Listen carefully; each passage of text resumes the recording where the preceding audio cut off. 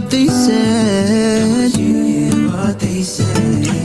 I'm trying so hard to be the man they've structured me to be, but I don't think that's me. Still it's getting to me, and I'm trying to make it leave. Fikra zangu zimenikwamia. Would you help me believe that it's not bigger than me? Shida zangu je utazisikia?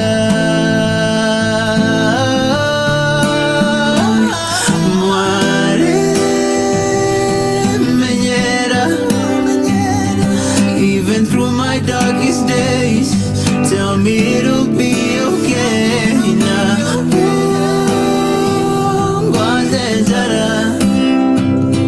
Be the one to heal my pain, be the place that I can name.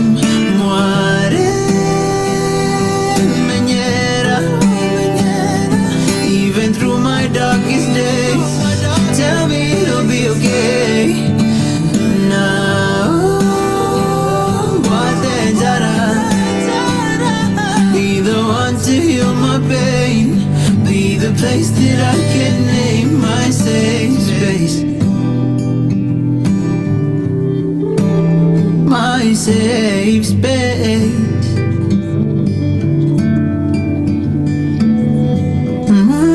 My safe space.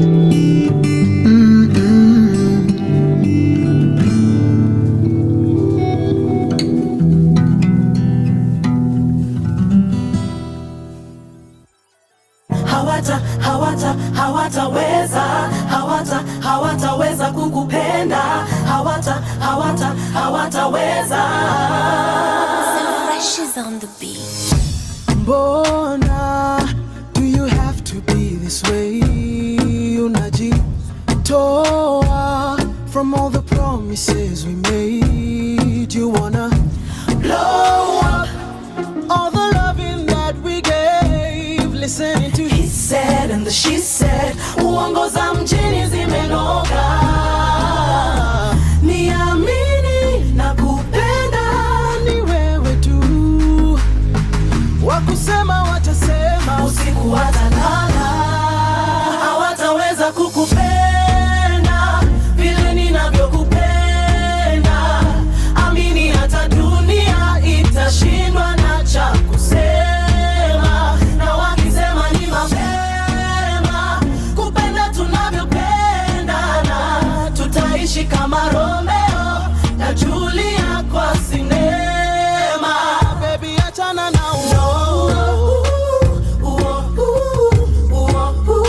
usiwasikize hao baby achana na usiwasikize hao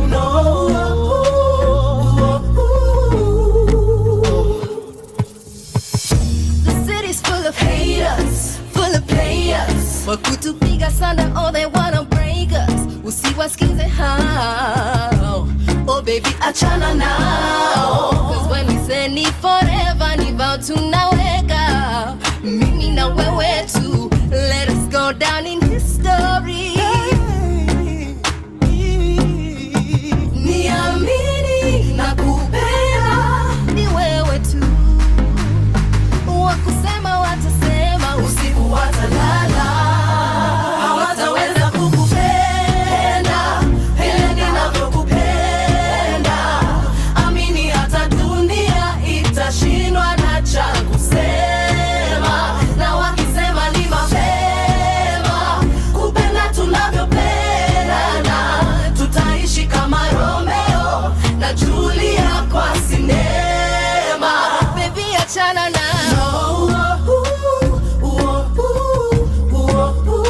Usiwasikize hao, baby achana nao. Usiwasikize hao, baby achana nao. City boy wanna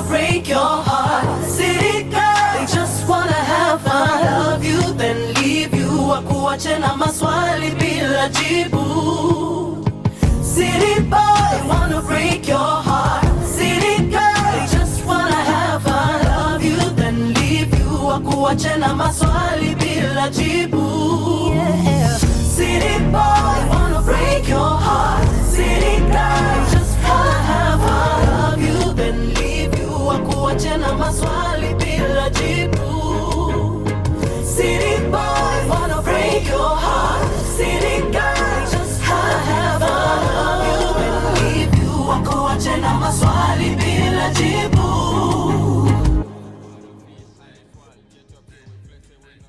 Ladies and gentlemen, Hawatawezana Wanavokali playing on Radio 254, the home of Kenyan music. It's another fine afternoon. We are back at our safe space. My name is Avon Mrs. Sami Muthondu, co-hosted by... My name is Mukoya. Hi guys! How are you? Super excited to be here. Yes. As always, this is a safe space for all of us. Tunachambua. And disclaimer is that today is World's Mental Health Day. Yes. Right? Yeah, so I'll be your co-host. My name is Mukoya, the CEO and founder of Finding Me Community. Yes. And we are happy, excited to share the knowledge, to listen, and also learn. Yeah, Thank nice. you. Hi, Marianne. Karibu tena. Akinafikia Mike. Hi. Hi. How are you? I'm doing well. How are you? I'm fine. It's another wonderful window. Yeah. And I want us to utuambie, where do we start leo? Tulisema hii month ni ya emotional intelligence. Where are we going leo? Tutaongelelea stories za mental health. Yes. Tutauliza Vincent maswali motomoro. Moro. Hey. So tuta link pia na story ya mental health na pia story ya emotional intelligence na vile ziko linked. Nice. Story ya how the mind and the heart are linked. So yes. Awesome. We are looking forward to those moro questions. Nice. Nice. And for me, mimi nataka leo nianze na story yangu ya mental health struggle yangu, because leo ni World Mental Health Day. I think tunaweza kuwa vulnerable leo, and I want to just time that my mental health ilikuwa down in the drains, ilikuwa crazy, and nilikuwa kampo. And what it took kunipeleka hapo ilikuwa a failed relationship. And when I got to that place yenye nilikuwa my mind imeturn against me. Yani sijipeleki vizuri. Yani nikarealize sijipeleki vizuri. Sikuwa na idea that these things zina happen yanga watu. Nilikuwa naangalia watu walai watu wamechezi wanaanzanga hivi na hivi ndo nimeenda, and it was just me nikiwa kwa rat fulani yenye I could not pull myself out of. And what nililearn during that time ni that's my identity, na the person that I am, ni core to my well-being. And the moment naanza kukuwa the person that I am inside, ninaanza kupika my troubles kwa mind yangu. I don't know about you people. Sure. Yeah, for sure. Our philosophy in Finding Me is solving the identity crisis, because we believe most of the mental health problems that people are having, it's stemming from that place where you don't know who you are, or you knew who you are, you deviated from that path. True. You see, like the way you're saying, after you had a failed relationships, circumstances can change, but we can say the common denominator is identity and deviating away from it, making you feel like auko sawa. Unaona? And I think today we'll be talking more about that, everything mental health. We have a very strong and abled guest in the house. His name is Vincent Mukoya, and I think he's going to introduce himself more. Yes. Yes, karibu sana Vincent. Oh, thank you so much. Mimi naomba mniruhusu nisungumzie kwa Kiswahili kidogo. Ongea kwa Kiswahili. Hapa hata Kikuyu, Kijaluo. Nilikuwa nimejitayarisha nikasema lazima nisungumzie kwa Kiswahili kidogo. Naam. Kwa hivyo kwanza nataka kushukuru na kuwapa kongole kwa kunipa nafasi hii ili kuweza kukuja hapa kuzungumzia masuala haya ya muhimu kuhusu afya ya kiakili. Naam. Ninafurahi sana. Kwa majina mimi naitwa Vincent Mukoya. I'm the founder and CEO of Mind Healer consultancy firm. Yeah. I also work with addicts, or not really addicts, but we call them recovering persons. Yes. It's very important not to label them. Yeah. People who are in recovery regarding mental health, specifically with addiction and substance use. I'm also an enthusiast of mental health generally. And that's why I'm here. Nice. And your maana niko hapa. So asante sana. And I look forward to having such an amazing conversation with you guys. Thank you. Wewe is the CEO of Mind Healer. I'd want you to tell us the moment will you realize you're passionate about this and unaweza fanya something that can help people. Unaweza fanya kitu inaweza saidia watu. Ilikuwa moment gani? It's quite a long story. We're here. We are here. All right. Okay, story yangu ya mental health a little bit imestem back to my young age when I was in primary hivi. Yeah. I think I have found myself in a number of situations zenye zilikuwa mental health related cases, but I never knew that they were mental health related because at that age and especially back then no one is telling you about these things. Mwalimu anakuja na wapatia ma story anawaambia motivation whatever, mnafaa kufanya hivi, mfai kufanya hivi, but hakuna reasons and there is no explanations. So there's this time I used to I went to school. Your time I had transferred school. Actually, nilikuwa class 4. So when I transferred to Nairobi, I was in Masai land, a place called Ngurumani. So I transferred now to here in Nairobi. And then when I went there, they said, lazima tukupatie your test. Your test nitongaje ya kufanya? Interview. So kama utapita, utaenda from class 4. Usipopita, utaenda class 1 ama urudi nursery. So that is what the teacher told me. So nikamwambia, ni sawa. So they gave me a test. After kunipatia test, for sure you'll fail terribly. I'm saying terribly failing. Only successfully failed. Successfully failing. Nilianguka ile mbaya. So mwalimu akakuja sasa that day. So nikakuwa admitted kitu ya kwanza shule. But mwalimu wangu mwenye sasa alinichukua namkumbuka very well. She's actually my favorite teacher until now. Nice. Class 4. Class 4. Actually, naitwa, can I mention her name? Yes. Naitwa Mrs. Njenga. She's just an amazing. Wherever she is, I really love her so much. She really mentored me and she has brought me a long way. So, nikaingia class 4.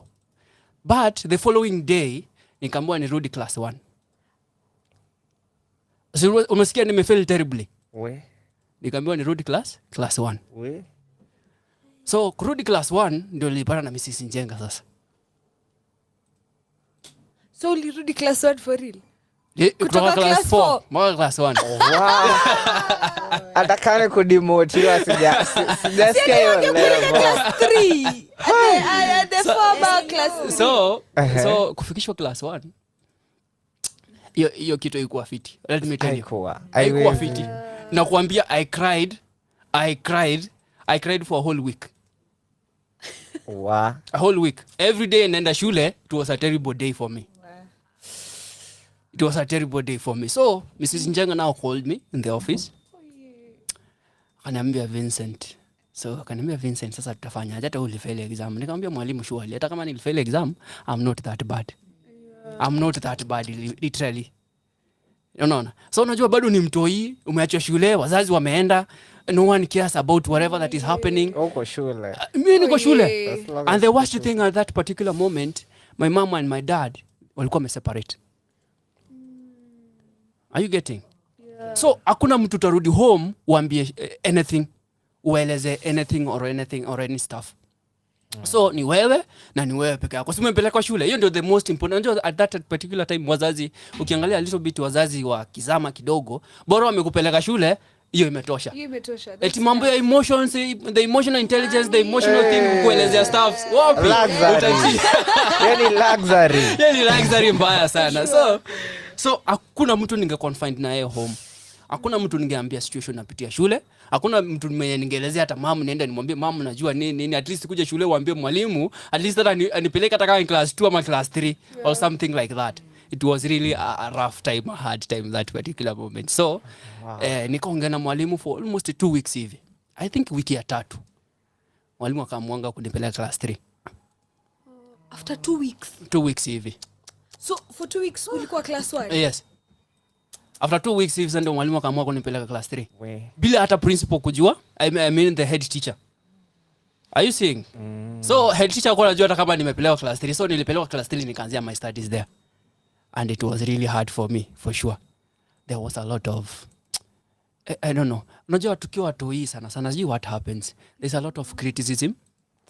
There's a lot of watu hiyo wajuangi haswa ni unajua watu wajui mambo ya mental health na wajuangi really what really happens or what someone is going through. So I really went through a lot of struggles, especially with stigmatization and a lot of discrimination with kids, especially juu Kiswahili yangu ilikuwa mbaya. That's one thing that made them ile kunaitwaje kukuchongoa.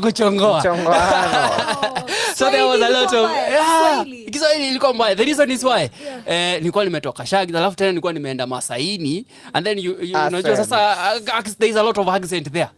I'm from Kisila and so unaelewa hiyo accent ilikuwa mbaya. It was really literally bad. Niko Nairobi sasa watu. Na niko Nairobi watoi. It was terrible. Wow. It was terrible. So kupeleka class 3 nikatry ku work hard but vitu hazikuwa work out. Vitu hazikuenda vizuri vile nilikuwa na expect. So kulikuwa na a lot of attempts and failing a lot of times and failing with exams and academic excellence. But keep on tu. Keep on na nikaendelea ku move on. I remember there's a time nilipata maths ya class 4. 10. Unajua sasa ni 10 times 2. So ni 20. Actually I had kept that paper until late last year.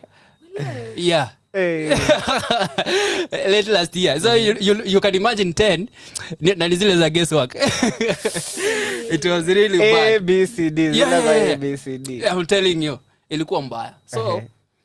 So kukakuwa my mom now. That's where my story now of mental health ilianzia a little bit. Yes. Hiyo time tumepelekwa shule, I was not alone. Nilikuwa nimepelekwa with my younger sister. So my younger sister nimemwacha kama around 2 years. Si mbali sana. But she was really bright. She was really good. And she was really smart in academics. So this is what used to happen. So mom, end term and all those kind of things. Unajua results lazima pia mpeleke shule, mpeleke home. So tumepeleka new school and all that. My sister is really excelling and is doing so wonders. Walimu wamempenda. She's an outgoing person, unaona? Ile mtu mwenye tu ni champe tu yani automatically. Ako drama, ako music. Imagine that's how my sister is. Ndio sisi. Abas, ndio sasa Lucky you. Yeah. Blessed you. Presented in the room. Lucky you. So that was me. So the issue was mom used to compare me a lot with my sister. How terrible I am. And I remember there is one thing that she told me back then that has never gotten out of me. You know? Like, nafaa kuacha shule na niende nitafute hata kama ni kibarua juu naharibu pesa zake kwenda shule. How young? Tunaongea mambo ya class 4, my friend. Hiyo ni class 3, class 4. Na unajua ni ile serious, ni ile jokes. Unajua wazazi wanaongeanga si ile jokes ya kuongea jokes. Ni ile serious. Mzazi anaongea ile serious. Hiyo kitu iliniumanga. Mimi niliishi kuniuma by the way. Mimi hata sijui ilistick aje kwa akili, but it used to be there continuously. How bad I am, how good I'm not, and how terrible I am kabisa completely. Because like she's really comparing me to the extent of telling me I should drop school and not to waste her resources completely. So that's how my journey began. And I think that's where I started a little bit of getting understand na sikuingia kwa depression nayo, but I was literally depressed. There's a time actually I remember I had some thoughts of suicide. I think kids wanapatanga depression. Yeah, some kinda. Not just nisijuangi. Hiyo time sikuwa najua. The very first time tu anapatanga depression labda akiwa mtoi. Yeah, for sure. Yeah, sure. So mimi sikuwa najua. Unajua hiyo state uelewangi ni nini. Most of the time nilikuwa what I remember is the episode 1 I used to isolate myself a lot. I never used to have friends. Literally. Actually, I grew from that time from class 4 to class 8, like I can count literally 0 friends. It was serious, eh? That was serious. So I used to either stay with myself. Nile like, naona mimi ni ule like, ninakaa tu hivi kwa class, unakaa tu hivi, unangoja tu bell ya break ring, uende ujitenge mahali fulani, ukae tu utaki kuona watu, utaki kukaa na mtu. And I remember ujue watu hii hapa bado wanakujudge, wanakubuli. But there is a bullying part of it. Hiyo nitakwambia how it came about. So there is this evening hours. Kulikuwa na watu hii kwa class yetu. They were very bullying. But hata sikuwa najua ni bullying. Unajua ujuangi really what happens. So watu wanakuabuse tu for no good reason. So walikuwa wananichukia tu. There this kagangster sasa ka shule. Wanasema so new kama atajua. So every time at 4. Actually ilikuwa at 4. Niki sasa tumemaliza shule. At 4 hapo. So wanakugangia. I'm telling you they beat you. They used to beat me and I was like, actually there was this one guy. I can't even forget his name, his full name. He just used to bully me for no good reason.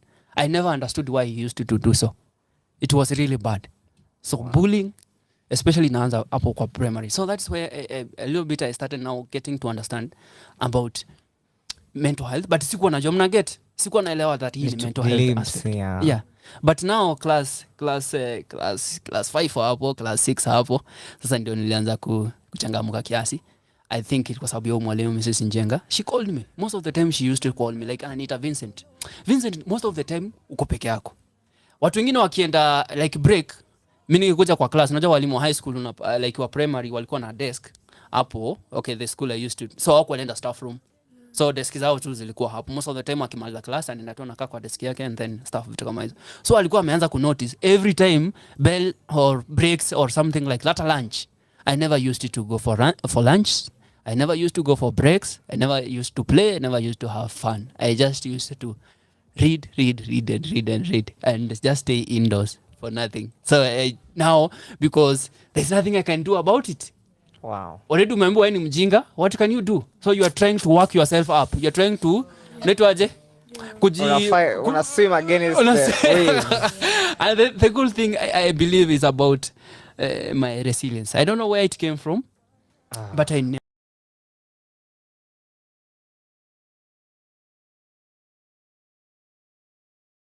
was in me.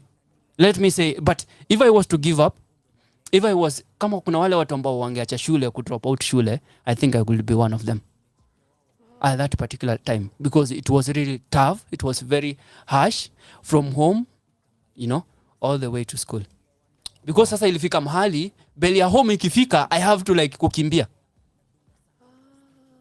Unajua, so that you're not bullied. You're not bullied. So na breaks, the reason sometimes I never used to go for breaks is because if break ukienda, they will be looking for, they're like, you know, nani pray. So if you try to play with them, they will be like, unajua ile kucheza, and then they are hitting you purposefully just to hurt you in some way. So it used to be really bad.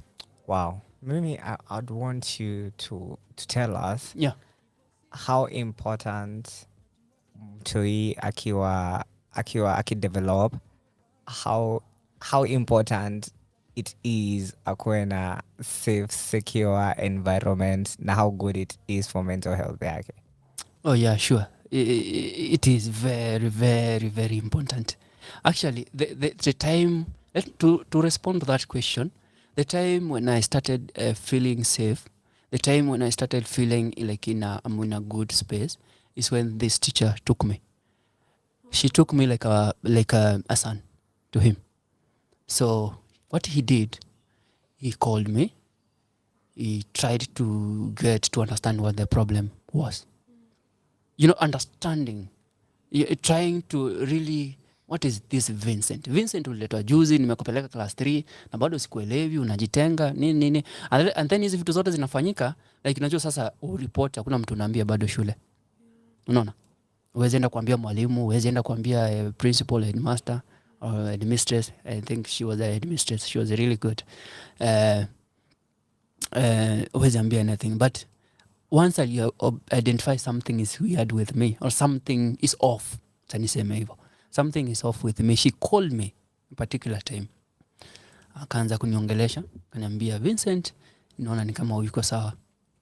I think what she did actually to make me start to confide with her, she bought me lunch.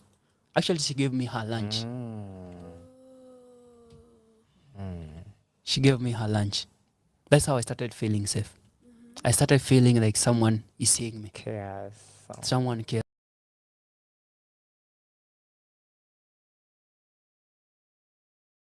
Did she do that? By, using whatever she had to bring me closer to her. And when she brought me closer to her, I started now at least feeling like there's someone who cares. And I started feeling like I can tell her anything. Yeah. So we began from there. She started tutoring me actually about academics. And she also started to talk to me as a mother. She was like talking to me as a mother, not like as a teacher. She could like literally call me in their office and we just chat and have a conversation. Just talk about anything I felt like wanting to talk about. She was not a mental health expert. She was just a teacher who had these parental skills that were so amazing. I found them so great. I really can't even thank her enough. She really brought me in a way that I cherish her all the way up to this moment. I cherish her all the way to, like, she made me feel like she's my mom, she's my dad. Like, I never lacked anything from that particular moment. Trust me, by the time I was in class 6, I was topping up. For real? We, hiyo hata movie hatukuwa tuna-expect itani hivyo. Wow. Class 7, I was the class prefect. Wow. Class 8, I was the what? The head, what do you call it? Head boy. Class 8, I was top 3. For real? For real. This is for real. So all this goes back to my teacher. And why are you asking about safe? It's very important. How did I come to realize my potential? It's because I found a safe space. Wow. I was able to exploit my potentials appropriately given the appropriate circumstances. Wow. So a safe space, very important, especially for kids. Approach them with empathy, approach them with compassion, with love. Talk to them with a sense of understanding. Approach is very important when especially come to kids. Because the approach that my teacher used, she never, hakukuja aanze kunichapa, the way the walimu they usually do. Etweni mjinga, nini, and those kind of things. Perform, nini, wana kubita, nikubita. You are beaten up and you are beaten up. It's like beating will make you improve or beating will make you become a better person. But rather, it actually deteriorates you. It makes you worse than you are. I agree. Yeah. So the approach the teacher took is by creating that safe space when I was that kid. Wow. I think out of that I have a question. Please do. Because you've talked about creating a safe space for children and showing them compassion and all of that. Yeah. What else could you add that you feel like is lacking in the education system ya Kenya? Inaweza saidia watoto, especially in the realm of mental health. Yeah. And emotional health, now that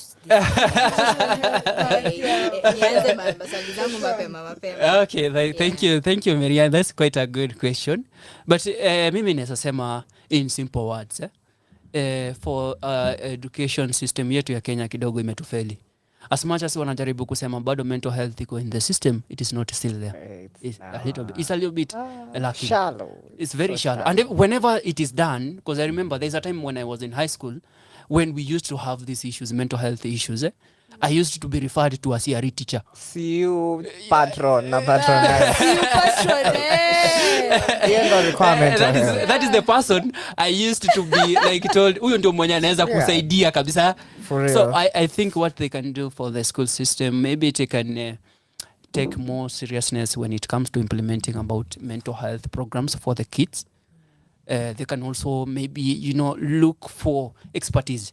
There are people who are really good in this field of mental health, especially when it comes to kids. Maybe they can look into, employing such kind of individuals in those settings. I agree, or even if it's not employing, creating an opportunity for outsiders, for stakeholders, or for investors to come in and try to maybe, come and help out through such kind of a crisis, because schools sometimes might not be in a position to fund, sometimes not all schools, because if you look at various setting of our education system in Kenya, kuna Western, kuna wapi, all parts.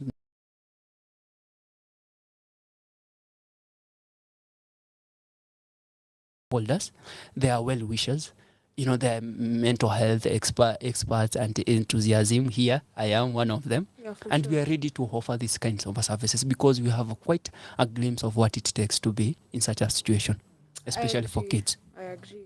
And I think wacha nitete CBC kidogo, because currently I am teaching a junior high school class. Teacher. Yeah, Ilikuwa Teachers Day, by the way. Ilikuwa Teachers Day juzi. Happy Teachers Day. Teacher, let me tell you, my students. The good thing with the CBC is that they have life skills. It's compulsory. It's examinable. So you have to... I can say the government is trying. Because when I looked at the CBC life skills textbook, they talk about emotional intelligence. Like last week, our class was about stress and stress management, coping mechanisms. Wow. They talk about self-awareness. They talk about what's the connection between spirituality and mental health. Wow. So, kuna all those topics, and it's really good. And I think from the government side, the initiative is a good initiative. But we can also say that there are some limitations to the initiative. Why? There's a shortage of teachers. The people who are teaching this, same case, CRE teachers, guidance and counseling maybe... But we can say it's something, inaweza anza, but then we can say that the government can also try, the way Vincent has said, to employ teachers, to employ people who like psychologists, wame study childhood psychology and all, so that ikitu iweze kuwa implemented effectively. Otherwise, it would. But by the mere fact that it's examinable, it is compulsory, it's making teachers to kutilia maanani more. Because if we look at places like high school, time tulikuwa na life skills, ilikuwa free lesson. Hakuna mtu aliwahi kuja. Hiyo ilikuwa free lesson. It was a free lesson for sure. And I also think from whatever Vincent has said with his story, I may spark something inside my head, because I think I've had a similar situation. Wacha sasa niwapigie story. Kama hii ni story time. Tuambie. Na hata mimi si guest, lakini wacha nipige story. Whether mimi ni chopi, for real. Yes. But it was never that way. It has never been that way. Let me tell you guys. Tell us, but Maina. Now, you see the way Marian Kibuchi has said about what is something that the government can do in the education system. I also think it's not only in the education system, but also in the child's environment. It's true. Because everyone needs to feel seen, heard, and understood. And that is what also children need. Because me personally, my own experience, I can say two instances where I was completely depressed when I was a child. I didn't know. But now I know I was depressed. Looking back, you can see. And if only you knew by that time, actually you would have done something. Yeah, for sure. At least ingekuwa easier knowing what you're going through. Because I think we don't know that children get depressed, but they Sana. do. They do. I They think do. kila mtu yeye anapitianga Ka face face fulani ka fulani. depression. Actually, me I feel ni kama hizi stories za mental health they all emerge Za back when. watoi, Sure. like, way wacha back. niwaambie story. Hebu Kuna tuambie. time nilijaribu kuambia a particular auntie of mine, I'll not mention names, sometime back that I was feeling depressed and she was like, wewe depression saa hizi na sasa ukikuwa mkubwa. Yeah, sure, true. That's true. Yeah. True. That's gaslighting, and I think because we are here talking about it, I believe as children kuna venye tu sama anasema there was a period we were depressed. For me, I think I was it was really bad. Lower primary was pathetic for me. It was beyond pathetic because I remember in our school, ilikuwa public school, we were like below the poverty line. I think at that time our family was like really struggling, and I remember there was a time we went to school with my brother. We were hungry kids. Nenda shule, I was in class 2, I'm crying, and then it was a period where students used to line up on my desk and then wananidonatia food ni kama tukako Turkana or something. That wrecked with my self-esteem vibaya sana. And then I remember there was a time watu wa World Vision walikuja shule, and then the teacher was asked, so who are the needy students in this class? I was the yani hata kufikiria Wangoi amka toka uende usaidiwe wewe. Imagine. Na unasikia hata vile anaisema. Yeah, vile anaisema. Already they all know that you are a needy case. Viatu, and then I think from class 2 to class 3 my nickname was Shosh because I used to wear batangoma to school, and then students used to have tafis. So I think I was like my self-esteem was bad because I used to feel needy, and that neediness came with a lot of guilt. And there was a time I was telling my friend the other time, even nowadays it's so hard for me to depend on people. To ask for help, it's really hard. I feel so guilty because I feel so if I'm needy, you're taking advantage of me. Because I remember at that time when like students wananchangia lunch, wananchangia break, snacks zao, they used to be like, oye, hamchakula home. Kai. There's that sympathy. It's not an empathy thing. Si empathy. Like a sympathy thing. Sympathy pro max. Walimu wakikuongelesha wasema, but I know Wangoi nyinyi hamwezi elewa hizi mambo. You know, it was really bad at that time. And then at that time I was a really poor performer. I hata sikuwaipata 300 and above in lower primary. Najua ndo time kila mtu alikuwa anapata for 50, for 70. Mimi zangu tu zilikuwa zinagongea 286 to 70 to 50, yani that was the range. And then funny thing happened when I reached class 4. Nilikuwa church actually. I was in church, and then nikasikia wameannounce hapo mbele that watoto wa drama wameitwa huko nyuma. So me I thought wamesema watoto wa Sunday school wanaitwa huko nyuma. So after service imeisha, mimi nikatoka na kerere yangu nikaenda kwa hiyo hall yenye nilikuwa naenda.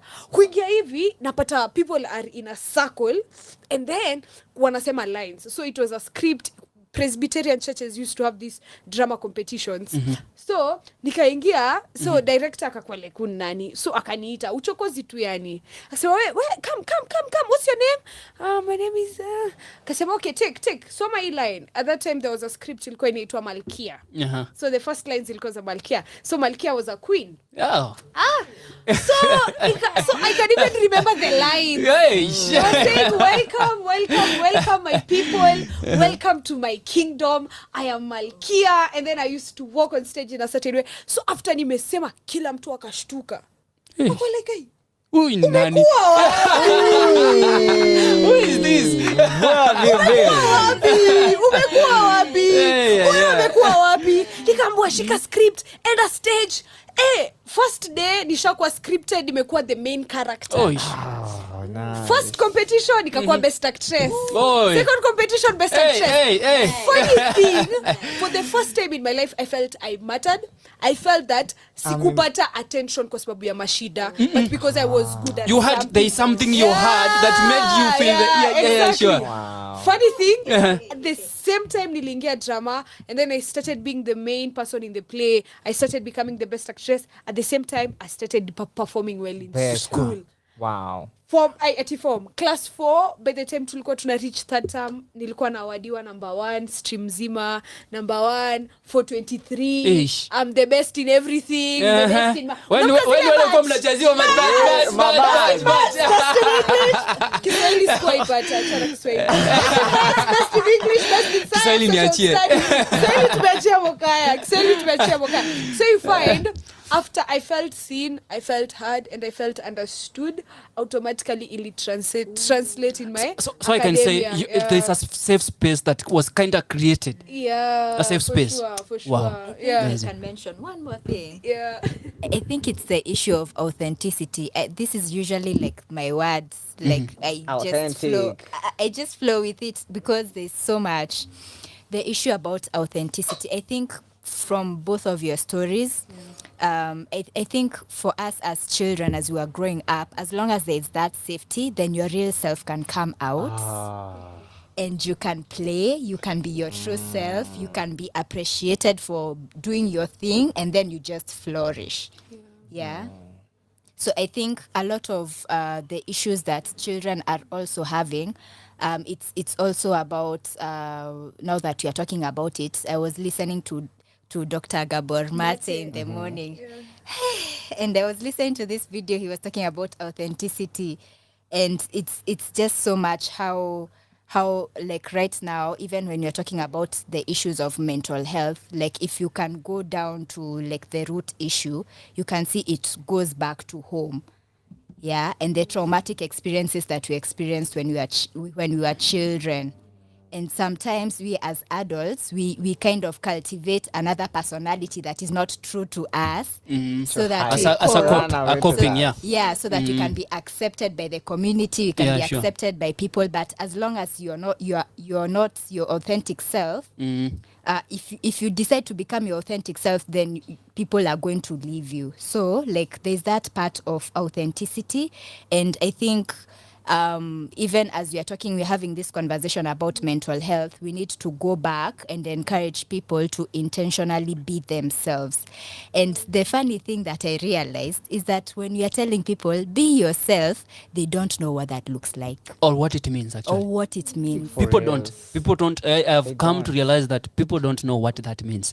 Yeah. Maybe it means something that they think it is, so they go maybe bringing another person of who they are, which is not. It's a cute thing people say, like you only live once, and people don't really understand what they're saying. Yeah. Exactly. But actually say, we only live every day. We live every day, but we only die once. Living is every day. For real. But dying, you will never die twice. So we live every day. I actually encourage people to live every day. Amazing. And maybe to add on what Mariana said on authentic self. There's something I usually encourage all my clients, and I believe you're going all to agree with me. And this is about clarity. And I want you to agree with me. Whenever there is lack of clarity in an issue or anything, whenever there is lack of clarity, whenever there is lack of clarity, there will be a problem. There will be a confusion. There will be a challenge. Why? Let me challenge you today here. Assume you are to come here for this session or for this show today, but you didn't know literally what you're going to talk about. You have no plan. No idea. You have no idea. So when you come for the show, you are confused. You don't know where you're going to begin from, where to start from, or even how to start it. And go back to the issues even with finances, issues with. Actually, I usually say youths finances is not the problem. For real. Finances is not the problem. It's lack of clarity on how to source the finances. Okay. Are you getting? Because if sir, I tell you today, you can get money through doing something. Is finances the problem? No. It's you going doing that thing. True. Either it is legal or illegal, it won't matter. As long as you find the finances at the end of the day. But the problem comes in, people start saying like, I'm having issues with finances. It's because they are either lacking clarity of how to source the finances, and how to use maybe the finances, or how to utilize the little finances they have within themselves to maximize them. So youths will keep saying there are no jobs, which leads to more mental health cases, and all those kind of things. But I usually don't say that. The issue is clarity of everything. Wow. The clarity of everything. Even if you look deep down, let's say even these issues of relationship, most of the time, we are still young people, we are still trying to navigate and maneuver through, especially for me, let me say so. Inside, outside the street. Kwa street ukitoka. Acha tuseme ukweli. Kama umerudishwa sio umejirudisha. Yeah, so most of the time I find it easy, or I find myself that whenever there is an issue in a relationship, or whenever there is a challenge when it comes to either dating, you're trying to establish something out of a relationship, is because there is something lacking. Clarity in that relationship. Clarity. You don't know. Clarity. You don't know what you want in a relationship. You don't know what you're getting. You don't even know who you are. Are you seeing? Yeah. So that brings the authentic part of it. Wow. So if you have clarity of who you are, to support on what Marianne has said, you are able to a source for the authentic self. But Wow. I think I love what you and Wangwe have shared. You finally found your safe spaces to become yourselves. And it's not, even when children are doing bad in school, it's not because they are not good. It's because they are experiencing something that is like holding them back from like shining and becoming their authentic selves. Yeah, and sure. to just flourish and to just do well. Because Wangwe, you just needed that A spark. environment. A spark. Spark and shine now. And you go And all you the see way. it is Look at you outside now. Yeah. academic, but Yeah. now it accelerated the academic part of it. Academic, Because yeah. you already, it's like you have found your brain is now starting to become active. That time when you are drained, your brain becomes numb.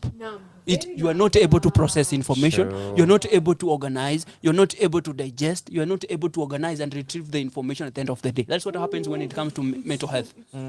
Once you go through a straining issue, actually, if I was to say so, mimi sionani kama kuna mtu mjinga, by the way. That's how I perceive people. Everyone is intelligent and everyone is smart. True.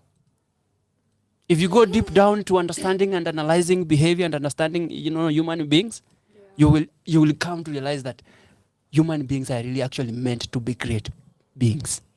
They are all meant to be great human beings. True. If why do we find the most prominent people, the most successful people in the economic realm or field? For sure. It is not because they They had did well in school. in school. It's not about the school thing. We have been conditioned, the conditioning part of it. We have been conditioning that when you are able to get 1 + 1 = 2, then you are a smart person. Yeah, for sure. That is the conditioning that we have been told. Sure. That if you are able to top up, then you are a smart person. It means you will be successful automatically. Wow. Which is never the case. It is Sure. never. It's never the case. case. Wow. Never. Actually, it's a contrary. For Yeah, real. for sure. I would want to know something that, to be clear about things, we need to have the right vocabulary. And I don't know how, kama tungekuwa watoto tungepata the vocabulary juu ukiwa depressed unajua uko sad, unasikia vibaya. But how can we get the right vocabulary ndo tukuwe na clarity ya kuorganize our thoughts? Can I say Yes. that? Because I'm so passionate about what Vincent has said about clarity. So this past weekend, kama naweza mpigia story. Please do. Tunasemanga we are a storytelling species. Yeah? And that's how literature, awards and everything were formed. Yeah. So this past Saturday I was in therapy. Ooh. Yeah. Wow. I enjoyed the experience. Wow. Wow. Actually, tunafaa tumpige makofi. Sana. Very brave. But the truth is, it was a coincidence. I wasn't like going For sikutoka therapy. kwa nyumba nikijua naenda therapy. Uh-huh. You know. Ulijipata. No, nilijipata tu unasemanga ulijikuta. Ulijikuta. But I was so open to the whole idea. So what was happening, I had invited a friend to this event that it was about loss and grief. Marian, I think I shared, even when nilikushare your poster. Yeah, sure. You did. So that event, they were offering free counseling services, and they had different institutions. And so I went to the KDF tent. So the Kenya Defense Forces were there, and they have their own psychologists, their own therapists who are there. Yeah. And it was me and my friend now. This friend was a guy. Okay, so when we entered that place, I just joked about it. Nikamwambia, nani, unajua si tunakuja ku marriage counseling. So we laughed about it, and then your story kaisha. So when we walked into this counseling session, it was me and him. And then they were like, do you guys want to do the therapy together? And then we just laughed. We were friends, like, that's it. Yeah. And then we were like, yeah, for sure. And then, so I think they thought that we are maybe a couple, or something. we are dating, we are There's something going on. lovey-dovey stuff going around there. Yeah, sure. But after the session ended, there was a lot of clarity. Yenye misi dhani nishaipata from someone else. You know, I got the chance to know what another person thinks fully, how they feel, how they view me, how I view them. Like, it was like a soul engaging experience. Like, your heart open up and your soul comes out. That must be very meticulous. It was fantastic. really good. Like, Awesome. I felt like hiyo ni kama ni soul tired tumepata from that whole session. Amazing. And it was like 1 hour, 2 hour, 1 hour 30 minutes or 2 hours. And I loved the experience. And what even after the session was ending, they were like, Wangoi, what have you gained? And then I was like, clarity. That was the word for me. Amazing. And then what you've asked, how can you get the vocabulary? I think sometimes you just need someone to reflect whatever it is you're saying.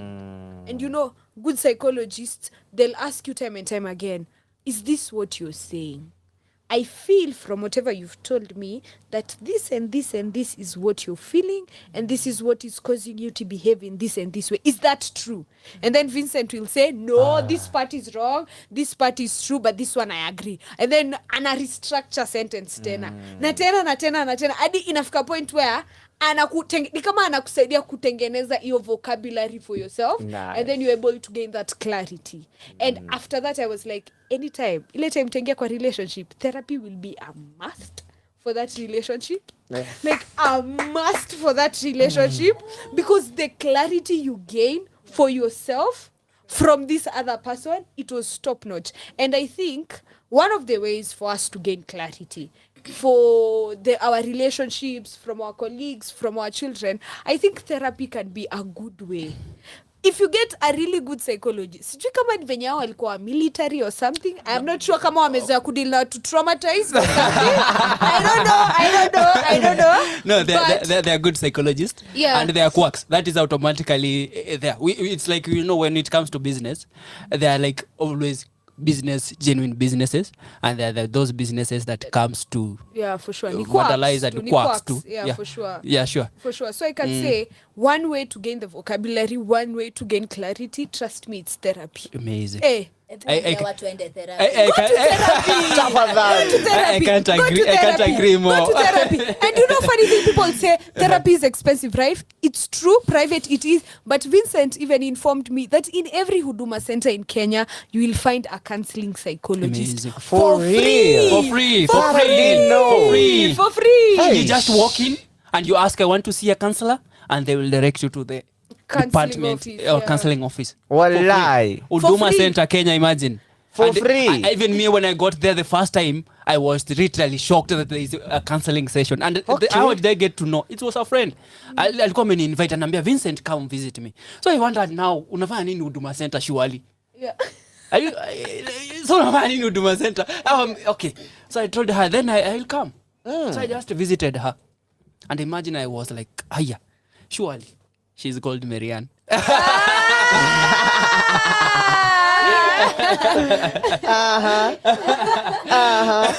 now Marianne, hey. Ma plan. Ni ma plan. Hizo blacks ndio naona unapatana tu na mamerian. It might be a sign. Vincent, usikubali ponyoke. This is the 5th time the universe inakusendia merian. Aya, it's time. It's our time. You interpret it. So I went in there, and when she welcomed me and they told her, am I paying for this visitation, or what is it? Or what is this about this mental health that is here? Like, you literally told me that all these services and many other services that we are offering, actually, like a few weeks ago, I think they were all gathering in Naivasha from all departments for Huduma Center in Kenya. Okay. You know, they were going to have it. Also, not just as we offer services, you also need to go under supervision, a lot of training and all such kind of things. So they were going some kind of training in Naivasha. It's really amazing. It's really good.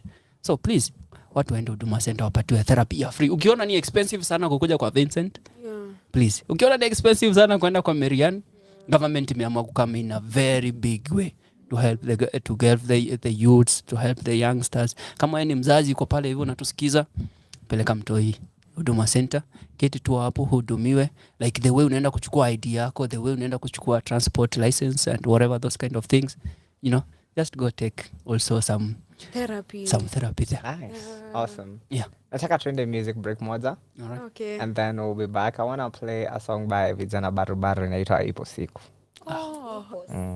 Ipo siku. Ipo siku. Sawa.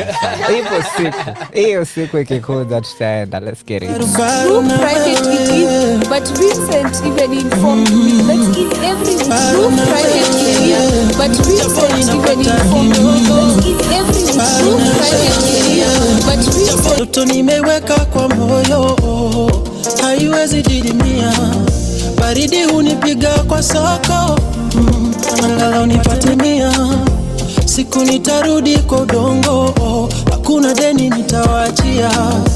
Baba nibariki, mimi ni mshiriki, bariki pia watu wangu, tusikose riziki, tusichoshwe na dhiki, Mungu pitia kwangu, nyumbani tusirudi mkono mtupu, waru tukibeba tujazia kasuku, tuache mayai tukule mamake kuku. Ipo siku one day, najua ipo siku mama, watatuombea mabaya, lakini hatutafeli. Ipo siku one day, najua ipo siku mama, watatuombea mabaya, lakini hatutafeli. Kiatu yangu ikinifinya na umianga solo, kiraka labda tu kwa nguo sijivunji moyo, wananilenga kila siku nkiwaomba, Mungu ndo malenga, shairi yangu anaichora, tuko stanza 1 naishangi vile inanzanga, shimo nimejitoa watu wengi wanazamanga, pesa ni down sina fare ya kwenda pharmacy, umaskini homa wapi tamba ya makamasi, nimechelewa ndoa kuna watu nalea, za chama sijatoa mtatumaje fare, nadunga Sunday best nikingoja blessing, shetani alinitest, my performance was impressive. Yes Lord, unanipenda tremendous, ukibariki wengine sometimes I get jealous, pole nilianza na mwili, ndamalizia na roho, usimalizane na mimi mumini ama chodongo, nibariki. Ipo siku one day, najua ipo siku mama, watatuombea mabaya, lakini hatutafeli. Ipo siku one day, najua ipo siku mama, watatuombea mabaya, lakini hatutafeli. Mungu Baba, when you remember me, ukinipa nyama nipe kachumbari, nisikufe moyo, kuwa nami kwenye safari. Mungu Baba, when you remember me, ukinipa nyama nipe kachumbari, nisikufe moyo, kuwa nami kwenye safari.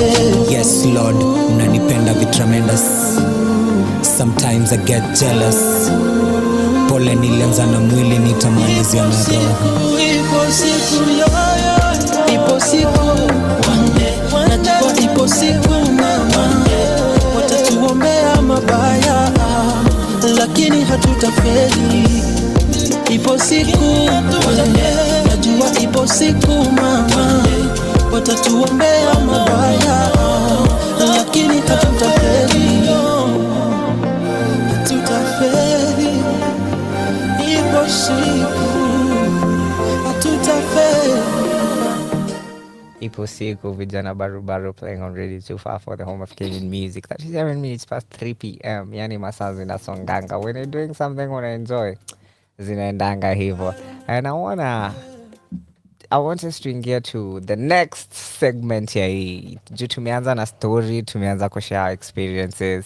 Nataka we start asking Vincent maswali. Na watu wenye wako na maswali hapo nyumbani, the number is 0110254254. Zikuje leo tunapata therapy free na tubelieve. Leo ni free, so hizo maswali zikuje. Nataka watu Wangui, will you go first? Yeah, mine is a very good question that I like asking anyone and everyone. Yeah, okay. So this is a question, there's no need to say where I found it, but I have a question for Vincent. Yeah, please. If you had $10,000, would you rather give the $10,000 to one person, or you give $1,000 to 10,000 people?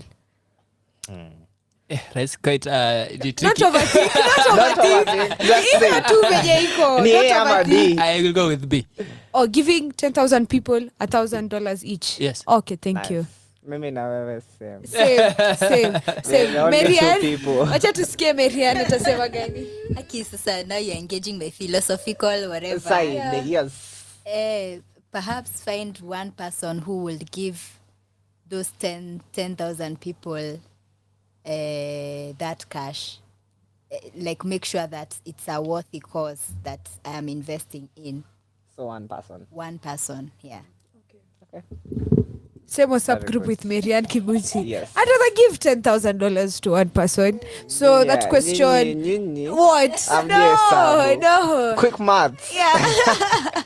No, that question, there's no right or wrong answer. True. It's just there to showcase your personality. Mentality. So it means, Vincent, you are a giver, and us, we are more in the investor kind of mindset. Takers. Yeah, so Yeah. good to go. You're a giver. You're Wow. service oriented. That's what I usually do. Yes, I do a lot of service-oriented. charity. I do a lot of Nice. volunteering. I do a lot of helping actually with the community. Yeah, it's an automatic. I think that's why I didn't have to think about it. Imagine watu wengine wanaulizangu hiyo swali hapa wanajikuna kichwa. They think too much. Yeah, for sure. Marianne? A question for him? Ama Yes, to expound on the question. nini? Expound and also ask a question. Okay. I think for me, I am thinking in terms of giving that one person. Ni nafikiria of somebody who is already doing something that is worthwhile. And when they are reaching out to these people, unajua unaweza patia mtu pesa alafu atumie vibaya alafu isimsaidie at all. What were they called? The parable of the Wale wa of the 10. three of the three people who were given Coins. talents. Golden coins. Yeah. So one person was given 5 talents of golden coins. The other one was given 3. The other one was given 1. Hao watu wakupewa 1 ndo huwa wanaficha, wanazizika, and they do nothing with them. And therefore I say, you'd rather give the $10,000 to one person who's going to impact even more than the 10,000 people when you ungewapatia 1,000 each, because 90% of these what people. if the one The person squanders? opposers. For a point. Squanders everything No, and we say High risk. High Takers. returns. High risk, high returns, high failures. How Ama sure are you? failure. High failure, high risk, Oh, yeah, high sure. returns. If that is the case, it's then the law that's of good. polarity, unaona? But sasa shida ya hii 1,000 each person, you are sure that nothing can amount from that. Mimi No. I'm sure. No. Unaona kwani I Yesu literally alipatia ule mse alikuwa na moja. Ndo alibari ama yeye ndo alitumia. Alibari. Oh. Na alafu ndio akanyang'anywa hao watu wengine unaona out of wakapewa. those 10,000 people utapatia, kuna watu 10 watatumia hiyo coin yao better than awasi wengine. Trust me, they are less than 10. Maybe even okay. 1. Wacha tuseme Maybe hata even one. hata kama ni mmoja, at least haitakuwa okay. No, for you, let's assume you have invested in one person. It goes all into drain. Yeah. Unaona? Sisi divide into subsections. Siku moja wakaenjoy, wakasahau hiyo story, waka move on a life. I beg to differ. I think for me, I will give to that one person who has character. How sometimes people How do you how do you know? No, Fambo. you can just know. Okay. You can know. You can know. tell. Someone has been doing this for a number of years. Yeah. Haitakuwa mara yao ya kwanza kupewa pesa kama hiyo. Unaona sasa? And of course they'll be able to multiply. Ule mtoto alipatiwa 5 talents. They multiplied it. But sasa hawa watu wa moja ni dunda tu wanaenda sherehe Friday hivi asubuhi hata na hiyo pesa. Comrade, mnasikia maneno? Hata kuna comrade anasikiza pale hivyo. Nice. Your question. My question will be, what's at the time of your very long life, we pray for very long life for you, what is the one thing that you want to accomplish in this life? One thing that I want to accomplish, really, I think is choosing myself over and over. Wow. Yeah, I think that's one thing that I would love to accomplish. I don't lose myself along the way, because people will come, will go. Money sometimes might come, will go. Things will come, will go. But when you choose yourself, You will always have yourself. Thank you. Wow, amazing. Any philosophy, awesome. And I think most people don't choose themselves. When choosing it to please other people's for themselves, for kifikireta to make better. Yeah, sure. And my question is along the same line, along the way tuna showing it up as authentic self. And I would want to know, for someone to cultivate authentic self yake, anahitaji environment inakaaje ama anahitaji kukua wapi ndo aweze kucultivate that? I think any environment can bring the authentic self out of us. Any environment. The difference comes in when it comes to the things within the environment, the ones that make the environment either conducive or unconducive. Actually, even the ghetto brings some very bright kids, For real? very beautiful ladies, very beautiful ladies. It's not about where they are coming from. It's not a matter of that kind of environment, but whatever that is happening within the environment and the people that are within the environment that can make one, be who they are, or the authentic self. Because a ghetto person, a ghetto kid, could be taught how to interact with other kids, and then mnaitangaje hao wengine mababi na taisa kaluga wanatumianga hapo. This one, whatever that one will be. This so these kids will be brought in that environment with a very damaged self-image, self-worth, self-esteem issues. But this kid grow kwa ghetto, and for sure, if you start comparing them, you will find a very big difference. So that's what I'm saying. There is no specific environment that determines who you want to be, but rather what is happening within the environment. That is what really matters most. Either you are in or all kind of environment. That's what I'm trying to say. Wow. So whatever happens there will bring something good. And then I think, yeah. Nice. Yeah. So I think I'd like to comment on two things you've said about the two kind of backgrounds that children come from, and also what you've said about choosing yourself. One thing that people don't know is that choosing yourself is not always easy. It's not always, you're not always in a happy mood. Sometimes choosing yourself can be really painful, because very it can come at the expense of losing someone who is like really close to you. Yeah, sure. But you're like, if I choose you, then I lose me. Sure. A choice that I can't choose. So let me choose myself. But at the same time, it will be so painful. Inaweza kaa like the wrong decision in the short term, but in the long term, it's the right thing. Sure. Because I think at the end of the day, the the trigger that makes me know if I can choose someone or not. When I know if I choose Marianne, then it means I'm not losing myself in the process. If I'm still me, if I'm still grounded, if I'm still doing whatever I'm doing and you're supporting it in the process, I'm supporting you, then it means I can be able to choose. But if I'm losing myself, if I'm not being who I think I should be, and I'm losing focus and I'm not doing what I'm supposed to be doing, then it means that I can't choose you at the end of the day. Yeah, sure. So I think also choosing yourself sometimes can be hard. It can be painful. It can feel, you can have a lot of guilt. You can feel, this is not the right thing. But in the long run, it makes a lot of sense. Also another thing, if you ask me about children being born in the ghettos, wengine wamezaliwa kwa mabombe, I think wale watoto wenye wanakuanga na shida sana ni watoto wanakuwa wamezaliwa kwa middle class families.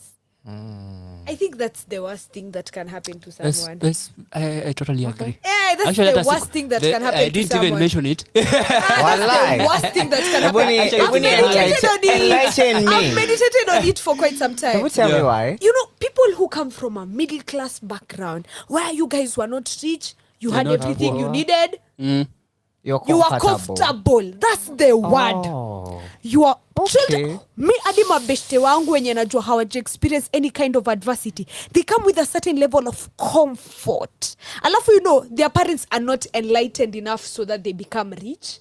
Or they just have knowledge kiasi tu ya kusurvive, sustain tu. Actually maintenance. Ni kumaintain tu, kumaintain. Yani kama you are on the same line. Uko sawa. Like you're walking. Hiyo line tu iko sawa. Ikienda tu hivi. Ikienda hivi. Ikienda tu. But sasa, you see children who are born from rich families, they are cultivated from when they are young. Because the father knows, huyu ndo anakuja kumiliki mali. They'll become the CEO. I'm training them. Why? You hear people are saying, watoto wenye wako Brookhurst. Hey, what are you saying? Wakifunga for summer holidays. Na wako Kenya. Summer holiday. They are going to South Africa. They are going to Dubai. They are being exposed. They've seen the world. Unaona? So mtoto already kuna some certain level of competence. And again, by the time I'm 16, they know what they are doing. They've started their company. They know what even work. And they have skills. In their school, they have entrepreneurship days where you come up with a business. You come with your mom and your dad and you're showcasing the business that you guys are doing. Unaona, kuna yo level ya competence uko nayo. Now if you come from a poor background, you know that nothing exists ati unaamka unapata. You have to work hard for it. So you find people wenye wametoka places zenye tuseme ni poor, as much as the competence ina come way later in life, there's this burning fire that's within them. Yeah, they want to get. They are go-getters. Wanajua kama nataka kuipata lazima niiende. Siwezi amka tu niipate. But children from middle class. Actually, I triggered something in me. It's true. Back way. Yeah, so if someone is from a middle class, ati ukienda shule ulikuwa unapata break, ulisomea to a good private school, it's not very prestigious, but you didn't go to a public school. These people have a certain level of comfort. Uko tu namaliza kampuni unatafuta job, ukitafuta job unaolewa, you're okay, you're driving. It's not a luxurious car or something. You're just there. You don't go for conferences, you don't network, you're just comfortable. And that's why I say the worst thing that can happen to someone is being born in a middle class family. You'd rather be be born in a extremely rich or extreme poor, but watu hapa katikati, it is the worst. Wow. That is my case study. That is my case study. Bye. I've bought into that. Tumefeel actually imenitupa mbali back then. I remember there's a time when I used to, when I was in primary, actually my mom used to give me 10 shillings for lunch and for breakfast. 10 bob. We? Lakini hiyo time 10 ilikuwa ni kama 30 bob. No, I used to buy 2 mandazis. It is still the value. Still the same. The value, bado iko imechange. Asi mimi mzee sana. Sema tu mandazi ilikuwa na content. Yeah, sure. So it has really triggered me back way, and that one really made me a little bit stronger. I become an entrepreneur of self. I get to know that hakuna kitu ya rahisi. Kuna kupewa. Mama especially hata akiwa nayo, she will like tell you sina, little is sina. Na kwanza sasa hiyo anakuja kwa nyumba akihesabu pesa kwa meza. Unasikia zikilia kwa mfuko. And that morning unapatiwa 10 shillings and you are like, oh mom, really surely. So you're wondering, are you taking it for breakfast or are you taking it for lunch? Wow.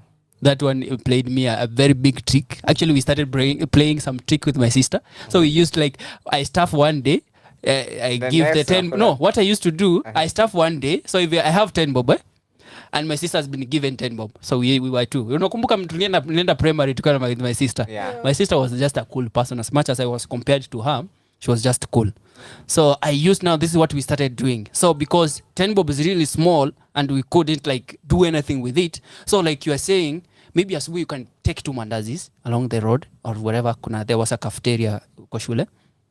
Or you ungoje lunch 10 bob unaekewa, I don't know how they used to kuita that time, right? Nimeisahau mandazi and then you aekewa soup kidogo chafua ya that time choma. So back then, so what we used to do napatia my sister my 10 bob, so that day I stay hungry, so I don't take anything. Are you seeing? Sure. So the next day she gives me her 10 bob, so I'm going to school with 20 shillings. So I'm now able to use 10 bob for morning and then 10 bob for lunch. Hey. So that's how we used to survive with my sister, and I love her. Can I give a shout out to her? Tafadhali, natumpatie maflowers. So shout out to my dear sister Diana, wherever she is. Nakupenda sana na tumekam a long way, a long way. Awesome. You are such an amazing person in my life. Amazing. Yeah, amazing. Yeah, sure. I would want to know, mimi niulize swali mapema. Haya, mimi nataka kujua, as young people, it's hard to build confidence because hatuna anything yenye skill tunaweza sema tuko nayo, and confidence in playing a very big role in someone's mental health. Kama hako confident in skills zake and ability yake, atakuwa na mental health issue. How can we cultivate confidence kwa watu young?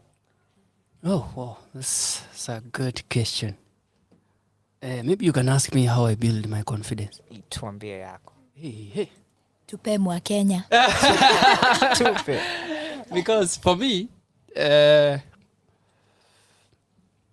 I think confidence comes with one, identifying yourself. Vile tulikuwa tumesema authentic self.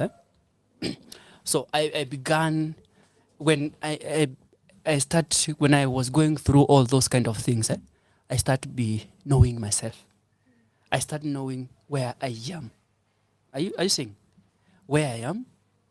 What is going around me and what is happening within me?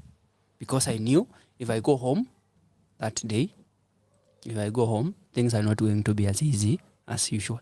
Either mom and dad are in a battlefield, or something like that. Either I'm going to school sometimes without even that 10 bob. There's a lot that is happening around me. So I think I found myself within those intricacies or whatever, those mixtures of all those things that were happening around me.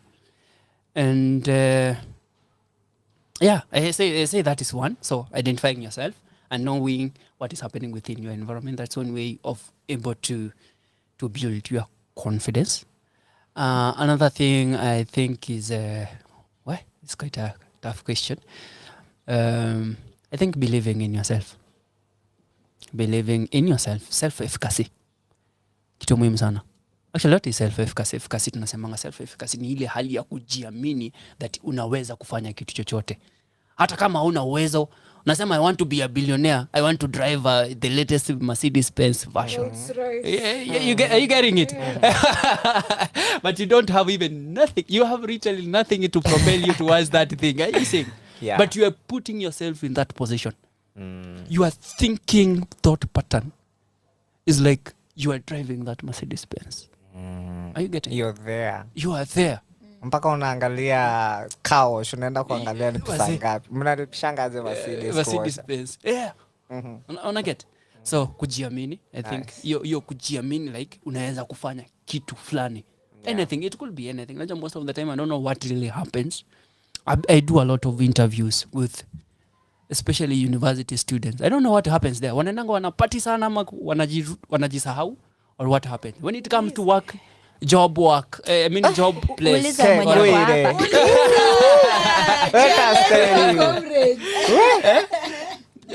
Kwa magomre. Sijui nini inafanyikanga for real. They come inside that office. This person is quite good, you know, but how they are presenting themselves, like mtu ni kama hajaenda shule. True. Hana confidence. Mimi pia nikiingia kampo zero confidence. Hata dem singe approach. Azi sasa. Imagine. Azi sasa. Ninazonishe approach wapi ama nini niko nayo. Ninaangalia vitu zenye watu wengine wako nayo. Mimi village boy hapa nimekuja na kizungu yangu shilingi 2.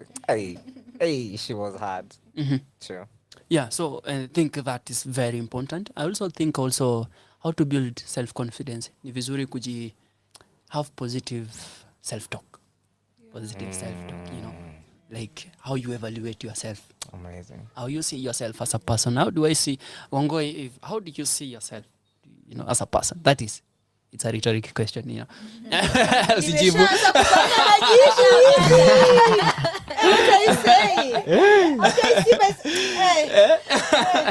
So I also feel like you can also be authentic self, or you can build the confidence by setting certain specific or realistic goals. Smart, as they usually say, or as the saying goes, setting smart goals, you know, specific, measurable, you know, all those kind of things, time bound. You know, you are able to know, like, I'm going for this interview, this is the goal, Sindio, and then you know what you even sometimes anticipate. It's very important to anticipate the outcomes, because it all roots from your confidence. Because I remember there's a time I used. When the first time I went for an interview, actually the first time I entered into university, everyone was like, "Uya kai fresher." Actually nilikuwa nimepatana with my cousin. Sasa nile like naona kutoka home. Like kuna cousin yako kwa university, sasa siwende nini kusaidia siju, you know, those kind of things, eh? And she was like, "Vincent, you don't look like someone who needs some guidance or who needs some kind of help or something like that." You look good, my brother. Unaka too fiti, you know. I think in self-realization. No. Kujitambua. Already mimi nilikuwa nishaji nao hiyo time. Or get. Nah. Yeah. So kujinao ni kitu ingine. Very important. Self-acceptance. Jikubali kama Wangoi, you know. Jikubali kama Vincent, jikubali kama Marianne, jikubali kama brother hapo hivyo. Whatever the weaknesses, because however how you are built, however how you are created, it doesn't matter. You are just perfect as you are. I think Wow. Epiphany. Let me say one thing that is coming to my mind that I always train my students whenever I get a chance. Jude, I can also wear the trainer's hat when I'm talking to people. And there's this issue about how to build confidence and how to have power postures. There's a way you can sit up in addition to the self-talk, you can identify, you can start becoming conscious of your behavior, of the things that you're doing that are self-sabotaging yourself, and it is inakatia your confidence level yako. So there are power postures like sitting upright, your chest equal open, your hands are, you know, stretched out, eye contact, yes. Occupy space. Yeah, sometimes you can even do a bit of a practice, maybe 5 minutes. You place your legs on the table and you sit like this. True. Like a boss. Yeah. Nilisikia actually kuna confident tricking. Okay, nilisikia uko nervous, una start kujifanya unachiwa ama kuchiwa something. Mind iko like omsi anakula ako tu sawa. Hata kama kuna shooting it takes your brains away actually. Brain ikiona unakula iko like uko sawa. Vibaya sana. Like even the day we met with Vincent, other day I was really anxious because I was supposed to speak in front of people on that day. And the entire morning I was chewing. Like nilitoka hivi kwa nyumba, kitu ya kwanza tu ni kununua Obit, si fresh, Kaidre. Obit. Na kwanza na trick ya fresh mnatambia. Yeah, but chewing venye umesema helps, but I don't know if it helps with confidence. I know Your it time, helps anxiety. with anxiety. Yeah. I know it helps with anxiety. But you know, when you elevate anxiety, then it means Confidence confidence inaenda steps in. chini. No, it steps Oh. in. No, build. once you elevate anxiety, confidence steps in. Why? Because the thing that is making you unconfident, if there is a word like that, you're already dealing with it. Anxiety is lack of confidence, if you are to say it so. Nice. Ukweli. You know the brain, what happens with the brain?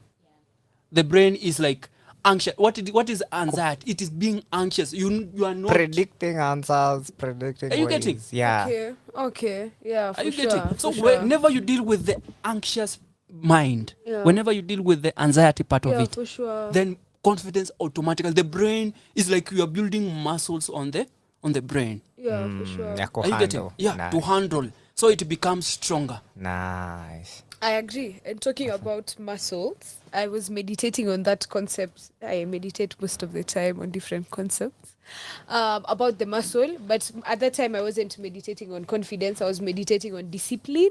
And I was thinking to myself, like, discipline is like a muscle. Like, you train, and then with time, unaweza, like, muscle ina grow. True. Like the way you go to gym week 1, awezi maybe unainua 30 kg weights. 1 year, 2 years down the line unainua 120, 100 kg weights. Unaona? And I think it's the same when a confidence. You see the way you've said about positive self-talk, knowing yourself, self-acceptance. Hizo vitu zote. Emotional resilience. Yes. Yeah. So someone can start practicing right now and then they're like, mbona si feel more confident. They should know that it's a muscle. It's a muscle. It takes time. It takes time. So hapa unaenda emotional body gym. So Actually, to add on whatever that is, you know, it's like you are adding on my content. for sure. I feel my muscles have become bigger and bigger. Yeah. Actually, one thing that I think that made me very confident is discipline. Discipline. I can totally agree with that my entire life. One thing that I know about myself is I'm highly Very disciplined. Walai. Highly disciplined. Wow. For real. Like the Wow. entire of my primary school, I never had literally no ile Kesi. hata kuwarusana ile like Na mwalimu. or anything apart from hizo Who cases. make noise? Hata noises. High school, like I was Straight. Bila suspension. you know the straight like there's nilimaliza shule like unamaliza shule kila kitu is aligning. That is who I am. Discipline. Nice. I totally agree and I go For with real. discipline. That is one thing that build confidence, because I know even if For I'm walking real. to the head teacher's office, I don't Mimi have niko something sawa. nilifanya kakosa last week ama tulikuwa la same Sijaribu mwalimu kujificha. amenipigisha nini hapa nje. Are you seeing? So discipline elevates those other Your small confidence. unajua ni kama to aunties, your nephews that attaches along the way as you grow up. For sure. Once you build the discipline aspect of it, then you're good. I think Right. just to add on what Wangoi is saying, I think there is one key word there that is very important. Yeah. It is consistency. Uh-huh. Being consistent. Mhm. So it's what you're talking about, going to the gym and Yeah. lifting weights. Si kuanzia and then unasema unajua nini, I can't see muscles, so I just put down the knees. It's going, it's the small habits, like improving yourself 1% every day and being consistent with that one thing. That is what cultivates that discipline, and it makes you a master in your craft or that thing that you're trying to implement. I have a question from what you said. You said self-acceptance. At the same time, we do not want to overlook the fact that we still want to have self-growth, self-development. So what is the balance between accepting yourself, but also being open to the idea that there is can room grow. for growth? Oh, nice There's one. room for, that's a nice Nice, one. nice one. But I will bring it in this way: learn and improve. What if what if you Yes. know there's this thing I am aware of, not because it's theory, it's because it's something I also undergo. When you're trying to do something new, when you're trying to gain a new skill, a new kind of knowledge, you can start like beating yourself up because you're not getting it. You feel bad about yourself. You're like, I'm not even good enough and all, and that can come in due to also lack of self-acceptance. And sometimes you'd find that there are people who have accepted themselves so much, ako like, mi niko hivyo, Mi niko mi forever. nakuanga hivyo, mi nakuanga No. hivyo, Mi nakuanga- mi nakuanga hivyo. mi nakuanga mtu rude. Hivyo nakuanga. Shika mi nikikuongelesha, itabidi uzoee. Zoea, Itabidi nakuanga uzoee. hivyo. Unaona? Guys, I think you Yeah. see self-acceptance. Personally, I don't take What that. what is What is it that? is It it is- is that it is Let me. What is that? Let me say. is. Let me say that is not self-acceptance. It is a coping mechanism. It is a maladaptive coping mechanism with the word. Actually, we use it. We even use the as how do you call it? Is it intellectualization, or there is a word that we use? Intellectualization. Or Yeah, not but really not intellectualize. There is a word we use, but it's a coping mechanism that justify. It doesn't sound bad. Doesn't sound really so bad, because if you are saying you ni mimi, it feels like Iko sawa. sawa. You Excuse. see? I get It that sounds one. okay. Vincent, let me It ask you a sounds question. okay. Yes. Is it a coping mechanism or a defense mechanism? A coping and a defense mechanism, they are all adding up to the same thing. I disagree that they add up to the same. Coping, when I say coping, you can cope either adaptively or maladaptively. maladaptively. Oh. But So defense mechanism, defense mechanism, it can also comes in different ways. Yeah, like you see the way you're saying about intellectualization, that is a defense mechanism. Yeah, that's what I'm saying. When you are dealing with, let's say you are saying coping mechanism and defense mechanism, they are all more of the same thing. Look into it. It's not the- Because when you are coping with You're an trying issue, to defend. when you are defending something, Ah. why do we send soldiers to? They are defending us. Are they defending us in a bad way? No, they're They're defending trying to cope with the thing that we have. There is an attacking issue. us. There is an Ah. issue that they are defending so that we can be safe. Okay. So you are defending yourself so that you are not harmed by either Or by environment, changing. or by becoming someone different. So when you defend yourself, sometimes it's not about being, but it's not about defending yourself in a negative way. Nice. And when you are coping, it's like it's more of the same thing, but it's like using alternative words that are interchangeably used. Wow. Are you seeing? Nice. Nimepata like an epiphany. Kuna hawa wase mimi in my life nime observe. Wanna getting to a place in their life na wanna get stuck there. Like umsi tulianza yeye alikuwa anapenda mangoma za Kikuyu, akapanda nice. bongo, akapanda mahali akasikia dancehall, akachangia hapo, akajiita jina vibes. Na from there 10 years down the line yeye ni the same person. Ukipatana na yeye leo, zile story alikuwa Kuna anaongea kupatia 10 years chapia, ago, ndio ni nakuchapia the bado same. the same. Yeah. What about that? Juu nadhani ni way yetu tu ya kujiambia mimi ni huyu mtu na sitawahi change, like kujiambia mimi ni huyu mtu, I cannot be anything else, I cannot develop from here. It's kind of fixation of some kind. But before niende hapo, I would like to add on something on defense na coping a little bit. Yeah. I like to tell my fellow colleague here, Wangoi, like defense, it sounds like more of a negative approach and coping more of a positive approach. So it's like an alternative. Like vile tunasema bada, instead of calling people addicts, let them call them recovering persons. That's how I like to see it. Oh, positive. More than positive. It's like one sounds really Positive. an angle of negativity, and the other one sounds more of a better way of seeing, a better way of approaching, a better way of navigating through the issue. Nice. That's how I like to see it. Nice. But there are a lot of philosophy outside there that are defining, they have quite a number of things. But this is the authentic understanding of how I use coping and defense mechanism. Yes. All right. Now let's see of this person in that. I think most probably ako fixated in that position kwa hiyo stage. And then when you go back to Abraham Maslow a little bit, anajaribu explain that kind of a behavior. Anajaribu explain that kind of a behavior. So maybe he got fixated while they are growing up. Actually, there is a saying that goes, you are the child is the father of man. Where? Here to The child tab is so the father of Man. wow. So the child in you gives birth to the man you are. Yeah. Wow. Actually, it is in simple words, whoever you are is more it's determined on how you were brought up. Wow. The child you are back then. So that's why you are like finding more people who are chronologically old but childish in terms of reasoning, maturity. That's why there is a lot of immaturity relationship. You are looking for mature. Not your ladies, they want a mature man. Mm-hmm. You know, those mature men, they don't come easy, my dear. My dear ladies. Hey. The child has to give birth to the man. The child has to be the child has to be taken care of.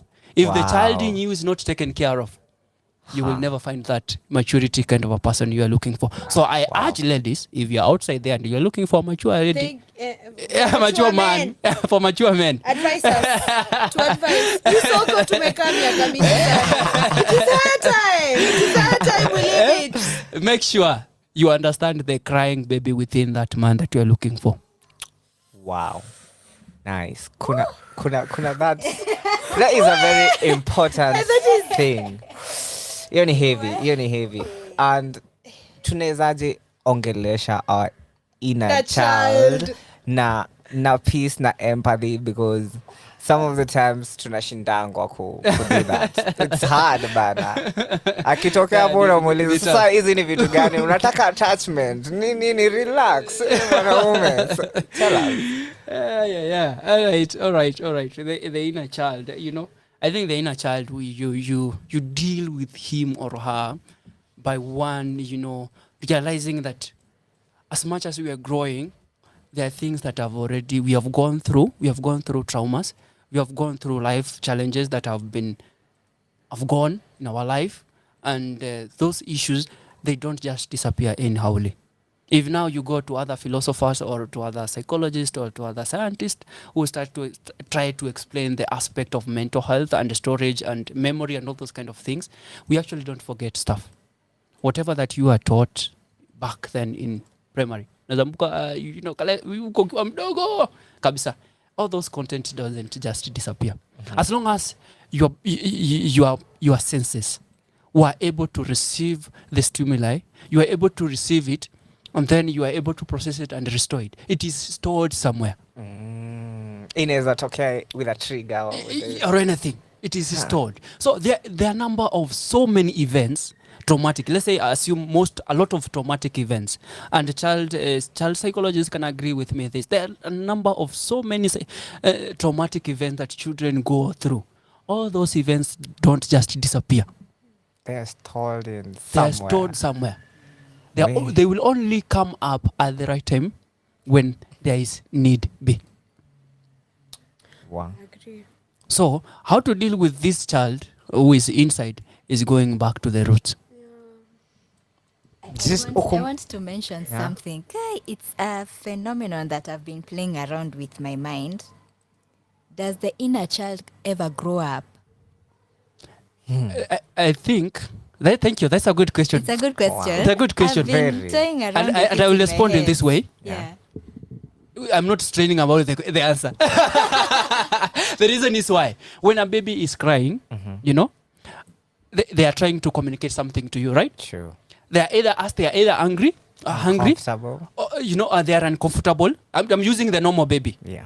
They're either uncomfortable, they can't be able to speak, or they can't be able to express their desires. That they need, oh, mommy, I need milk, I need something. But what happens when you get to understand what they need? For instance, unajaribu kufanya, kama ni uncomfortable, you make them a little bit comfortable. Kama ni njaa, unaweza suspect yako njaa, you give them milk. What happens? The baby stops crying. Mm-hmm. So it's not a matter of the baby growing. It's about you being able to respond to the baby that is awesome. In you. I think I can say one more thing. I think My inner child has become an adolescent. For real? Yes. Maybe I think my inner child ata changing tone, and recently nilikuwa na like a very weird personal encounter, and nilipata like this conversation ilikuwa like my inner child and the person I am sahi, and ilikuwa inaniongelesha. You told me you take care of me. Mtu the inner child alikuwa anasema to this person alikuwa hapa, you'll take care of me na utafanya nikuwe safe.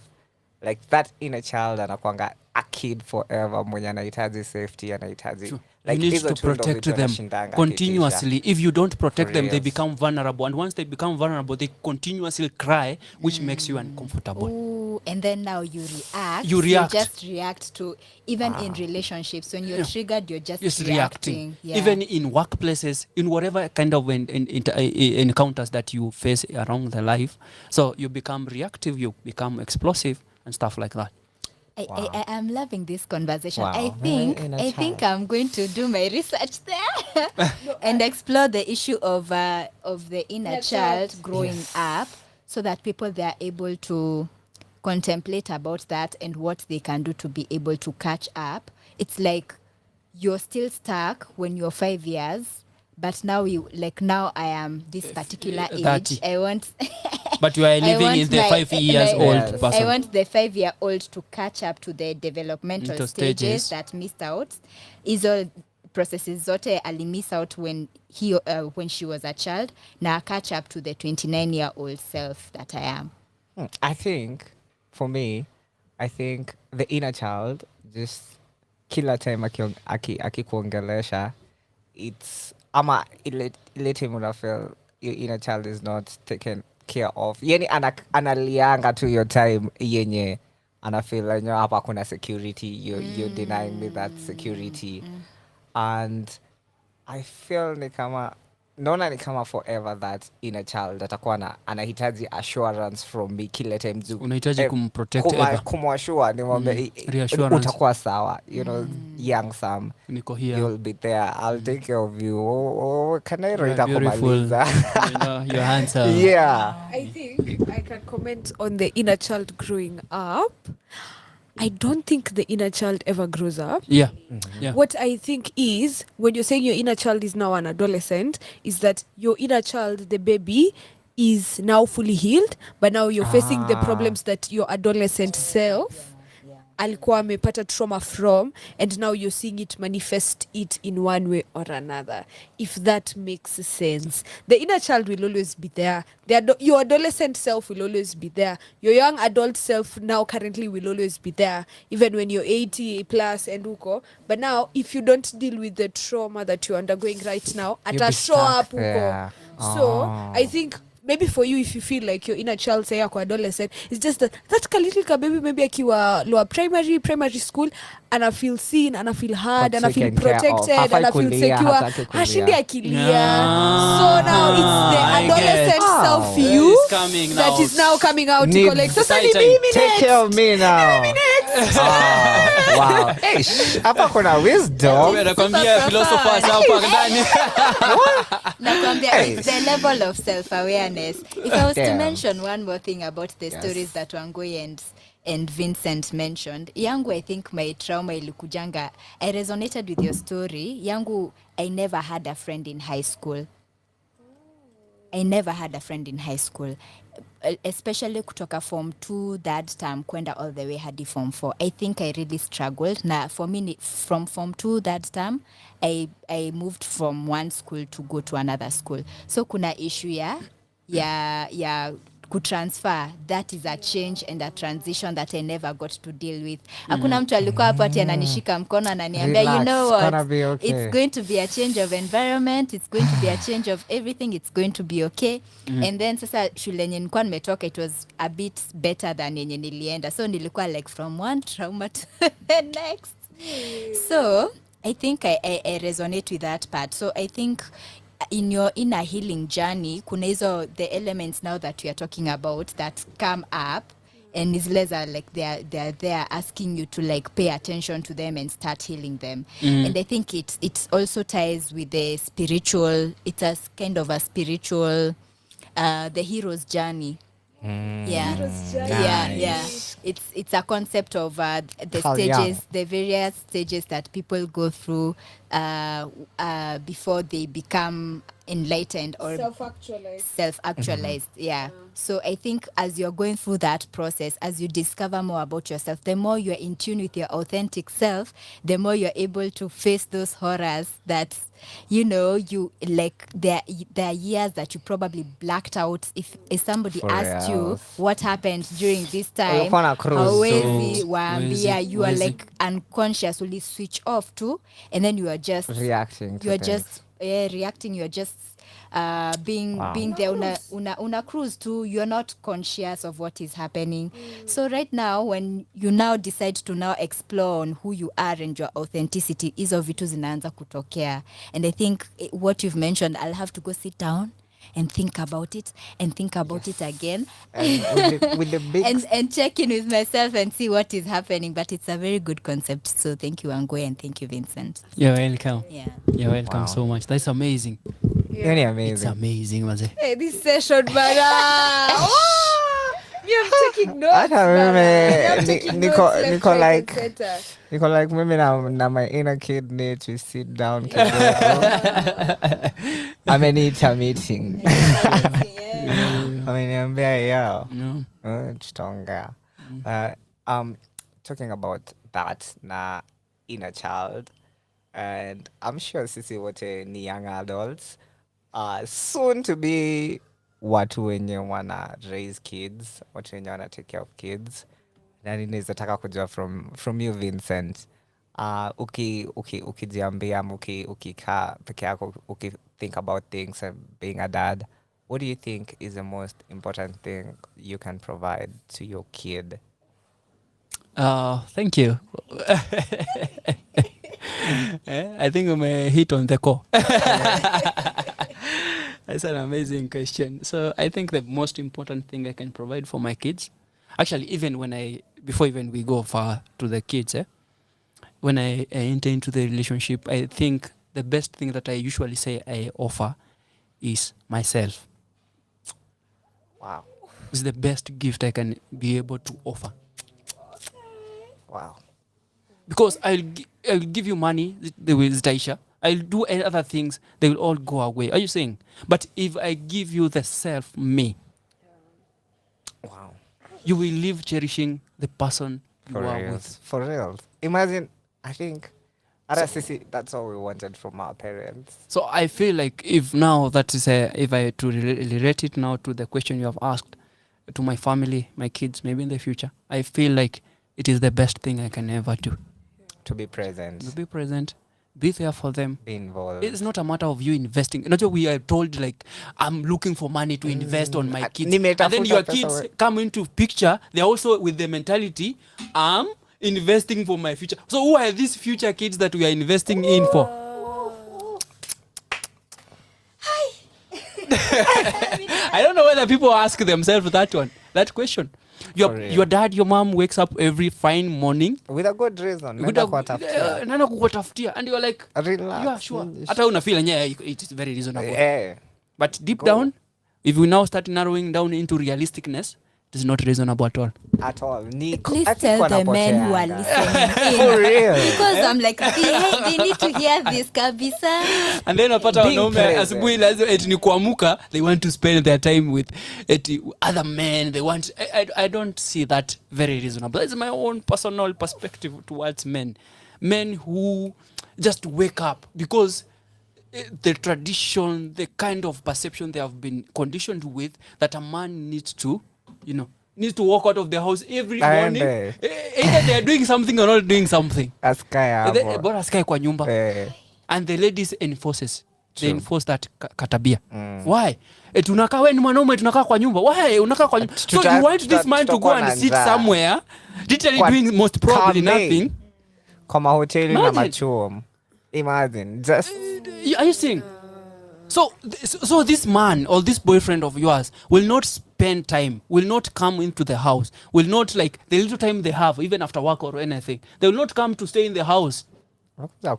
Unanipata? Kulala na kucheza. Atakuja aje na anajua mwanaume anafaa ingie masaa 4, saa 5, saa 6. Are you seeing? So na atoke hata ikiwezekana saa 10 ya asubuhi. The better, the earlier the better. The earlier the better. So women, I don't know what it brings about that thing about men going out, literally either doing something or not doing something, but I feel it's something that people need to start changing. Wow. Nice. Wangoi? Men needs to just changing. Our environment, our generation, and all our environments, we need to start changing and start living in the 21st century and stop living in the 17th and the 18th century. Sure. Because I'm seeing a lady who is living in the 18th century saying that, Vincent, you should be doing this at this particular, and yet I'm trying to prioritize myself here with my self-care. My friend. Wow. For real. You are sending me out of my house and I want to rest. I want to have enough sleep. I want to have rest. Time with my Nimefanya kids. kazi, I'm tired. I want to walk home early. You know, relax, have time with my kids or have time with you. Let's chat a little bit. How was work? You know, how are you? How are you feeling? How is things up and down? You know, Wow. let's have that conversation. Let's have mental health conversation, real mental health conversation, because inaanzia hapa. Sure. Hapa penye na watu tuna interact now. So if you are outside there, comrades, and the young people and old people, tafadhali, if you have a boyfriend, you have a girlfriend, try to start talking. Have this talk. Not you're talking about mental health. It's not about what is mental health or what. It's just having those conversations. How you feeling? It's having those conversations. That's all what matters. I think Vincent, you're a very self-aware man. Because you really have these kinds of conversations with guys. Really. Even some, I'm very appreciative that I met you. Because one of the things that I am very much an advocate for, or rather my observation for men's mental health, is that I tell them to cultivate relationships intentionally. Actually, now that one brings something, sparks something. Self-care. What is self-care? For real. It is an intentional practice to reserve, protect, and maintain one's own mental, energy. you know, physical, like whatever, all those other aspects. It's an intention. The word is intentional. Being intentional with yourself. Being intentional for yourself. Wow. Sijui tukupatie standing ovation, because I'm just TED Talk. like TED Talk. Ndio hiyo definition ya self-care. Wow. It is. An intentional act. An intentional act or practice of actions to reserve, protect. Wow. And maintain or improve oneself, mental health, psychosocial or whatever, social, whatever, all those aspects of well-being. It's an intentional act or practice. Wow. So people keep saying, you know, if you ask people most of the time, are you self-caring yourself? They say yes, but they don't. For real. They don't. They don't. Mimi People watu hawajuangi self-care what it means. idea ya watu ya self-care ni madem ni nails, hair, spa. Marian, is it you who was And telling the same thing? Men wanafikirianga ni kuenda kurave road trip. I don't understand men kwani. Yeah, people have. I say that the big people in the big industries, they have turned self-care to be something that we call consumerism. Yes. That is consumerism. That's Yes. not self-care. Going to Mombasa, pumping champagne. You know, I'm not saying that's bad, Yeah, it's not bad. but it's not Si self-care. Yes, unaenda vacation, unaenda. Definition of Unaenda. Activity. For real.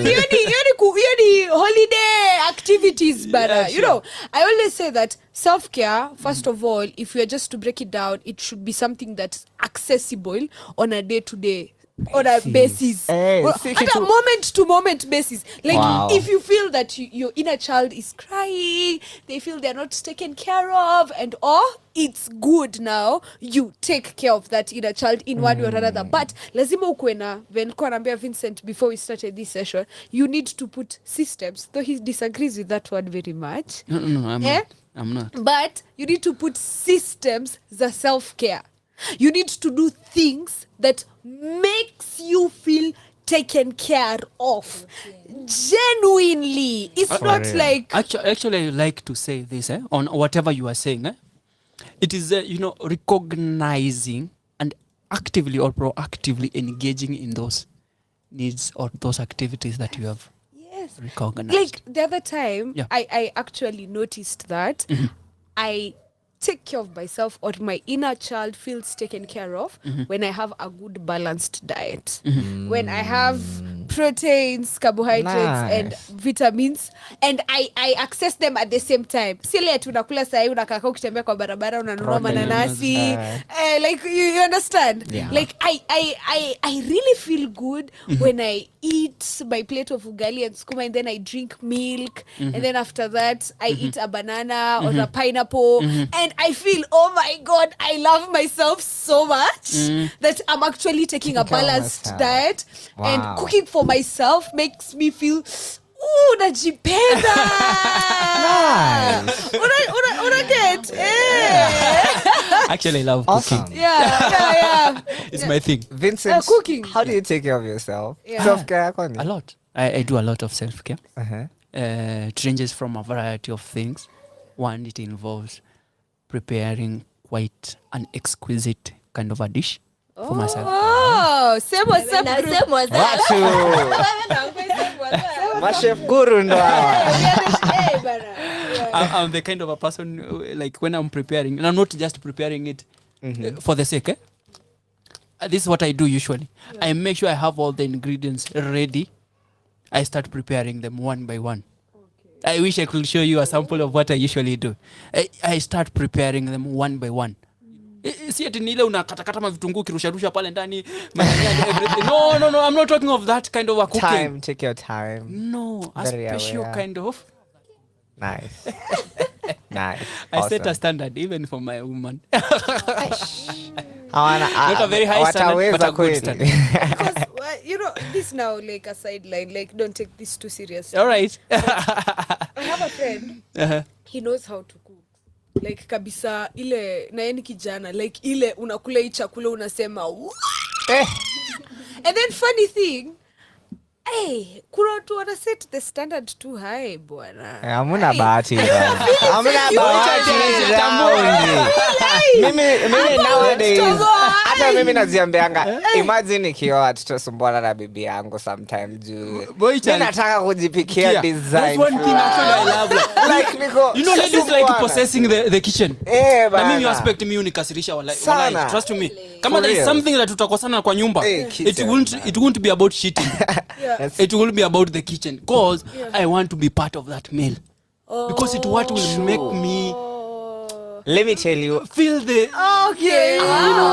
Let me tell you a very weird fact nilipatana nayo. I had that food inakwanga na the way you prepare food inakwanga very na spiritual essence. Yeah. The more you touch your food, the more una touch na mikono.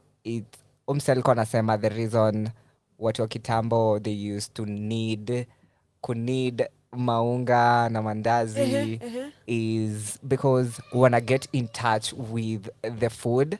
Okay. Now that vibration inakuwa transferred to the food and you can ukikula your food ni kama wewe an extension of yourself. Yes. Yes. Yeah. Wow. Yeah. It's like you're an ingredient in the food. That's the thing. Wallahi. Sema story ya secret ingredient ni Mikono, guza hizo chakula. I'm the sauce. It is my aura. For real. Yeah, sure. For real. Sure. Nice. People, I want us to end the break moja. I'll for to read in a quick fire questions. Start fire. Nice. I want to play a song by a wonderful woman. I'm going to release an EP nature, My Monsters and Me. na ni EP anajaribu kuexplore mental health yake, and hii song inaitwa Let Me Down Easy, ndo favorite yangu kwa hii EP. And alituambia jana this song is about yeye ame choose to be herself, and anaambia hawa wase wengine wenye wako around yeye, if you can't kama ho align na the person that I am, please let me down easy, just walk away. And you know the song I'm about to play. Oh, amazing. Nice.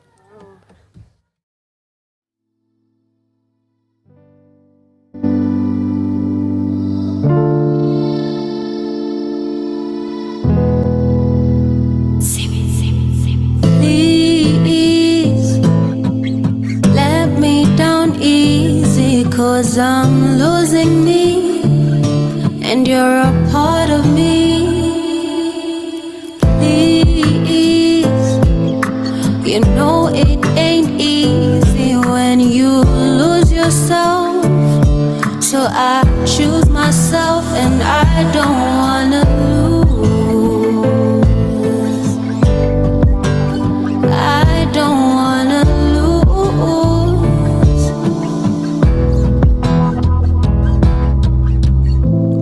Somebody save my soul. No, no, my heart ain't cold. Don't wanna start a war, 'cause I'm feeling like the demons in my head are pulling me down and they not done yet. Letting them go, hope I won't regret. Please let me down easy, 'cause I'm losing me and you're a part of me. Please, you know it ain't easy when you lose yourself, so I choose myself and I don't wanna lose. I don't wanna lose.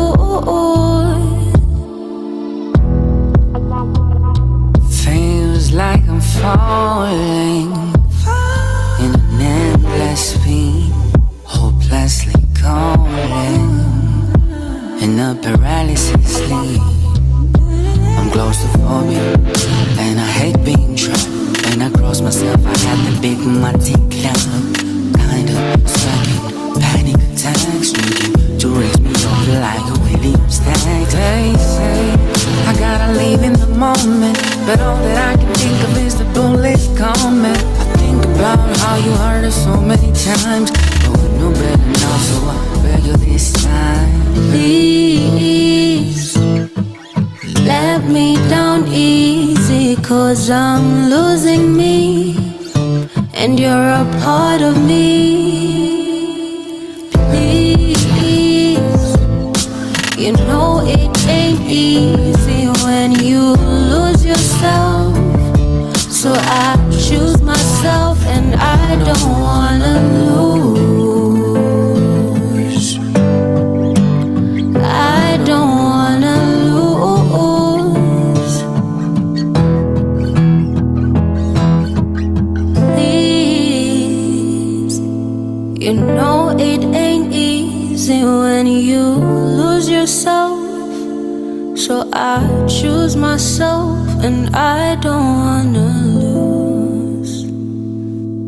Just Michael Bundi, Let Me Down Easy, playing already too far for the Aplatform show, hosted by even Mr. Sammy Muthundu and Wangoi Maina. yo. Marian Kibuchi. Na leo we here kwa safe space yetu, tumekuwa na wonderful 2 hours. Hey, too much to download. Too much to download. But nataka for the next 20 minutes tulizane quick fire questions.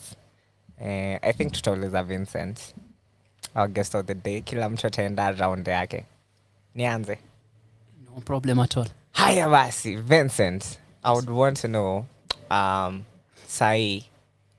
the top 5 affirmation ama mantras unatumia in your day-to-day life. Affirmations. Yeah. I love myself. I'm capable.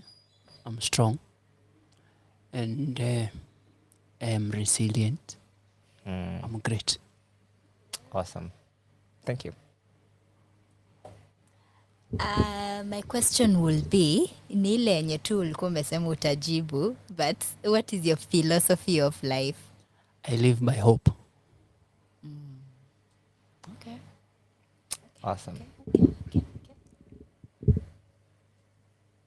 Okay. Easy philosophy. Watu wengine wana complicate life. Wow, okay.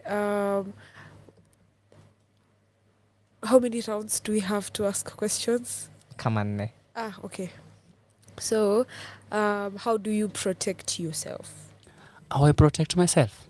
That is physically, emotionally, and spiritually. Physically, we can begin by physically. That is something I found myself doing it over and over. I don't like going to risky places. First of one, most like the places is risky, but we tend to human beings, the way we are conditioned, we tend to it's like unaona vile Wakenya wanasema gari ya manini imeanguka chini tukimbie. I'm the kind of a person, if something happens like that, I will walk the other direction. Tafadhali. Yeah, so that's what I usually do physically. And physically, another thing is I eat quite well. Nice. I make sure I eat well, especially now that I'm able to provide for myself. I'm able to cater for whatever that I need for myself. I do that for myself.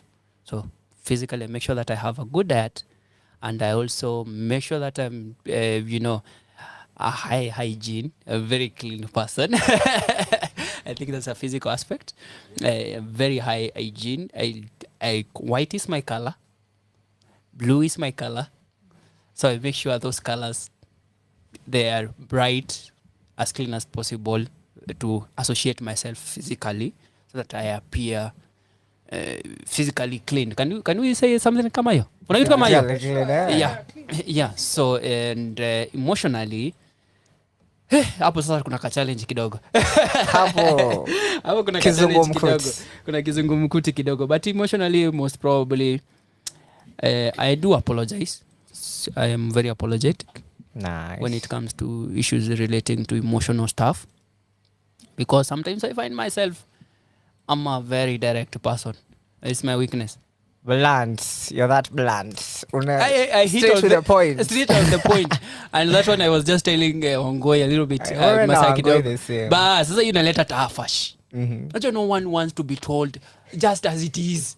They want it a little bit twisted, a little bit, done some, marinating and makeups, and then now you put it towards them or you send it back to them. But now that one has been a little bit a problem for me when it comes to emotionally, but I'm trying to do it in a way that either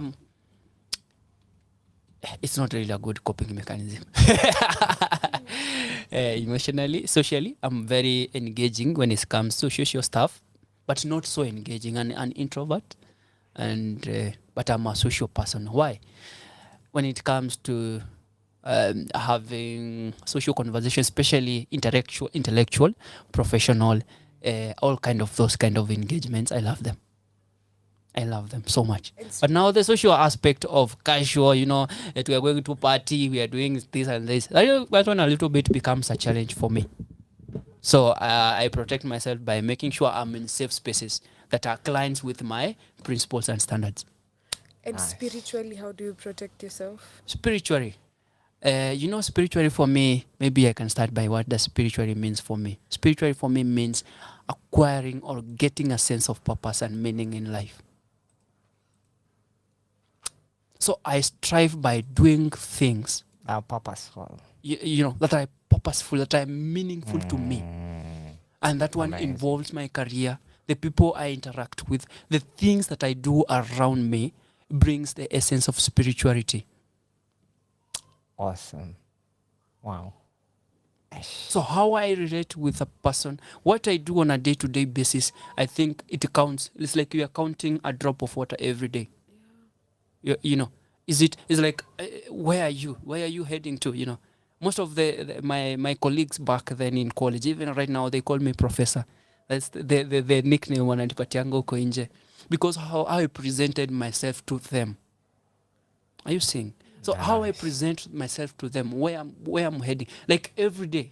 Like I lived for 6 good years with my friends, and I'm not mentioning names. They drank, they had all this kind of good lifestyle here campus. I don't know what it is about the campus lifestyle. You listen.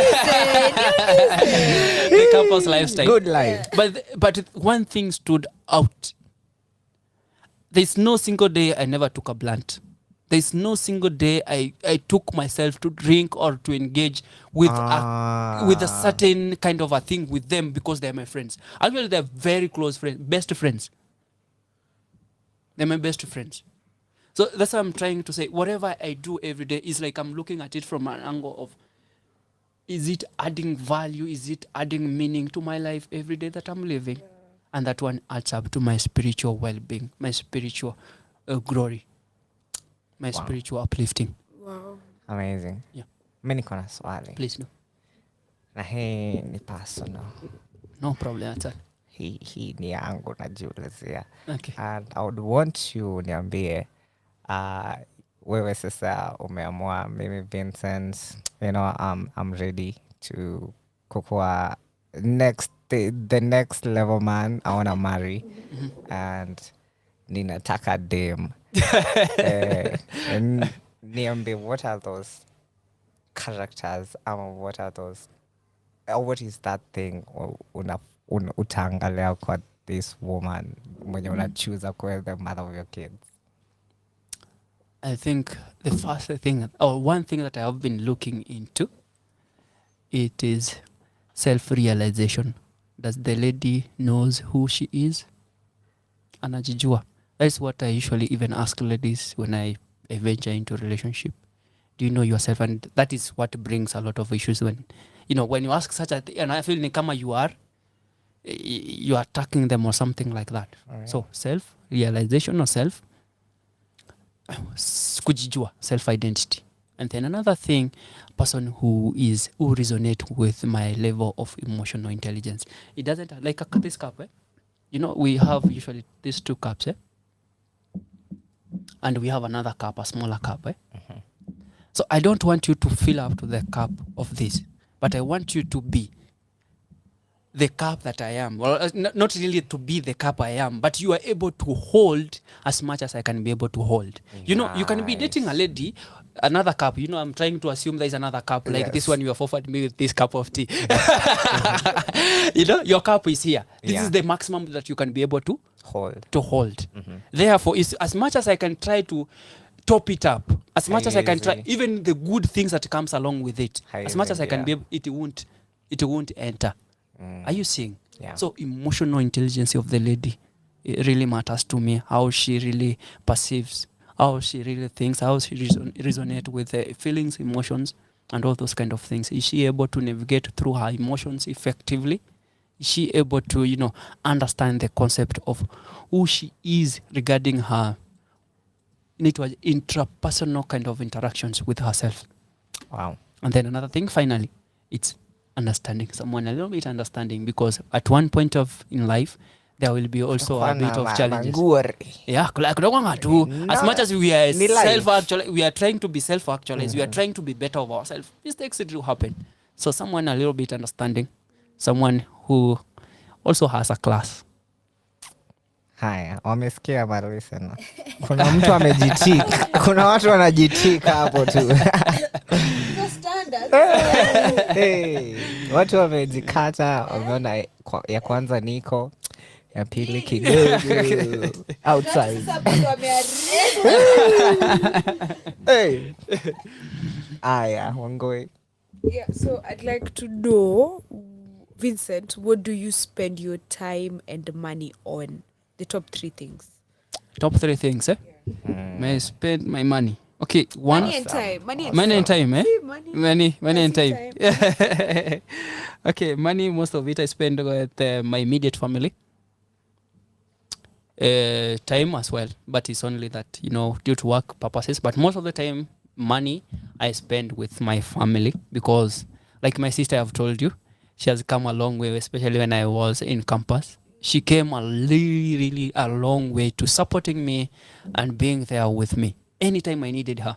It doesn't matter whatever that could be. I just had to call her, and I will be like, I know she's not working, but she will look for something to send my M-Pesa.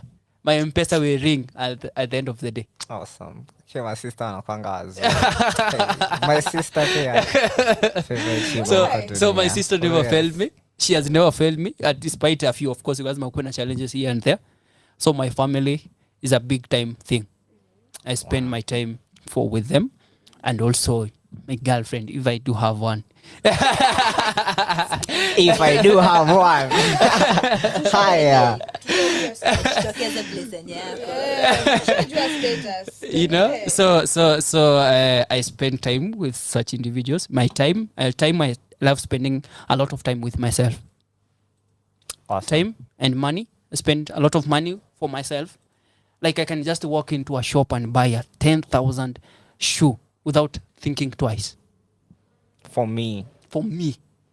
Wanaume wasikie huku nje. Are you getting me?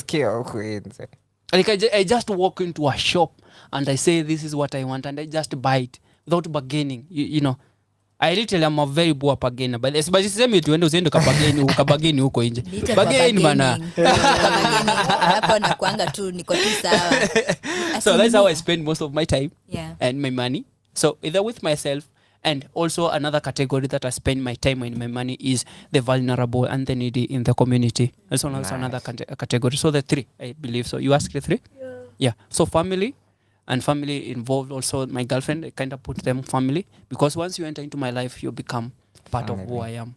Majamaa wasikie tafadhali. And the second category is me.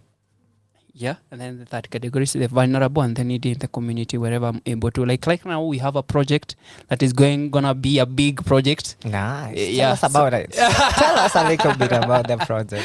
It's a special kids in Kisii County. Nice. In Nyamira. We are planning to go visit them, have time with them as we commemorate World Mental Health Day. Awesome. So we are planning to go, have some time with those kids, donate a few things, and a little bit help them mentally, socially, physically, when it comes to the physical needs that they want. And we are mobilizing resources here and there. And if you are outside there, you like to support us, kindly get in touch with Sam. Yes. And I'll tell you how. Thank you so much. Nice. Yes. Awesome. Yeah. I think I have one more question. Ask. What is your current read, or what's your favorite book so far? Unasoma, are you reading? Hapo umenishika. Hapo swali, are you reading? 100%. Dance kwa 98%. Okay, ikikuja kwa vitabu kidogo, I'm not a fan of reading, but I resonate very easily with content. Nice. I resonate very easily with content. I believe I'm intellectually by content. Nizaliwa na intellectually. Yeah. I'm a kind of a person, you just give me a content, I will resonate with it easily, and I will be able to navigate around. My content creator wagani. But I don't create content now, that is the problem. Yeah. I love reasoning with my content and use it for others most of the time. Yeah. Do you consume podcasts or something? Podcasts, audiobooks, speakers. Vitabu wamesema no. Is there anyone you consume? Anyone in particular? Yeah. Any favorite, perhaps? Satguru. Yeah, that one. Actually, I do love him. Nimesikia ma ideas zako zingine. He has good content. I love him. Satguru is deep. I love his content so much. Now, Pia, I listen to a lot of insightful motivation kind of content. Okay. Motivation, insightful motivations. Unajua kuna hizi motivation zinakuanga tu, lakini kuna zile insight ziko na content. Are you getting? Yeah. And then I also do a lot of research. Yeah, I told that one go a little bit kabla tuingie kwa hiki kipindi. So I do a lot of research. Also that is what also enriched my, like today I knew I was coming to talk about mental health. If only you could have given me a chance to tell you what I had. this room could have room ingewaka moto. But all in all, I have loved the session. It's amazing. Yeah. Nice. Mimi niko na swali pia. Okay. And I would want to know how you spend your morning. My morning. Yeah. Oh, there's a tricky one. Nataka kujua because tunasikianga billionaires na successful people conquer their mornings. Tell us. My mornings. Yeah. My mornings varies depending on what I was doing the previous night. Because most of the nights I'm either working on some projects or either I'm sleeping late, doing some 1, 2, 3 things regarding my growth. Research. So that one really does impact my mornings. Yeah. But in simple words, my mornings begins with one. I usually do pray. Short prayer. And then after short prayer, I take a moment to turn on my music on. Me and you both. Me and you both. No. Asking for a friend. Hiyo trick tumeshaigundua. Hiyo tunajua. I have a friend who's going through 1 to 4. Ni wewe. You are the friend. Hi my friend. Yeah, nice. So, and then which kind of music? Music for me varies. I love rumba so much. And Nice. but I don't listen to it all the time. Yeah. I'm a kind of mixed kind of a person. So I'll wake up like this morning and I feel like I just want to listen to ASAP. That's what I will do. I wake up this morning, I feel like I just want to feel some good Soweto music, Some mushroom. you The know. mushrooms. Some kind of things, funny music, that it doesn't make it makes sense, but it doesn't make really a lot of sense. Are you getting? Yeah. So I go, actually nimekam ku realize that every morning, every day that I wake up with a different music tone. It's like it is in my head. If I don't get that tone, like I'm looking for, even I had to look for it into a tune with myself. So if I don't find it, I will struggle. The day will be very difficult for me. I will struggle with the day. Wow. I Yeah. resonate Mimi with na that relate. kabisa. Hata mimi ni mtu music. If hii dunia inaweza music yote inaweza zimeka for the next 1 week, ninaweza kuwa ninatetemeka kama msichana recover. Withdrawal symptoms. Yeah. And then finally on the morning session for me, I take quite a long shower, cold shower, not warm shower, cold shower. Amen. Cold shower. Even in What cold was seasons. Yes. I cold anything. Hata ice showers, ice baths, very important. Yeah, and that's why you see even nakaa very physique. My physique is very articulated because there is a very good blood flow in the body, and that's what facilitates that. When you take a lot of cold showers, it's a trick. There's like a trick there. Go try it. Wallahi. Go try it, and you will see how you will feel.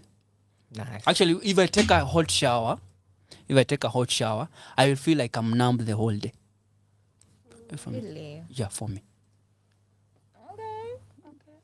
So that's how my mornings starts, and then after that, you just walk out of the house. Maybe sometimes prepare breakfast or not. It depend. Nice. Yeah. Tutauliza details za breakfast. Ni so hivyo. it's fine. Yes. Ni hivyo. Ustakejua. Yeah, so I think we are coming to the close of the session. Yes, tumebakisha round moja tu after you. After hiyo. After hii After we are, Marianne. after Marianne Tuko na moja. tuko na Yeah. moja. Yeah. My question to Vincent. Uko na mbili swali. Ujue uchague the best.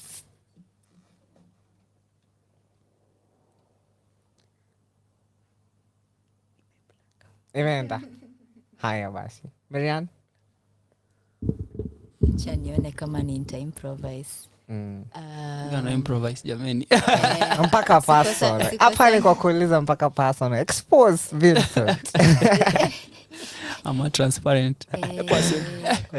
Nice. You have. Haya. Uliza kwanza before. Imekuja swali. This is a good Question. I had this question and then I was like, I have to ask this to someone. Pole imekuwa wewe. No problem at all. How did you know that it was love? How did I know that it was love? We. Haya. Mimi nimepata swali yangu. Hey, hata mimi nataka nijue. How did you? Yota pia ninaweza taka pia Sam ajibu. I'm also interested because tumekuwa na story na discussions za relationship. Na mko the same WhatsApp group na Mukoya about 2 days later relationship, a week later mtu ashaenda nyumbani, you know.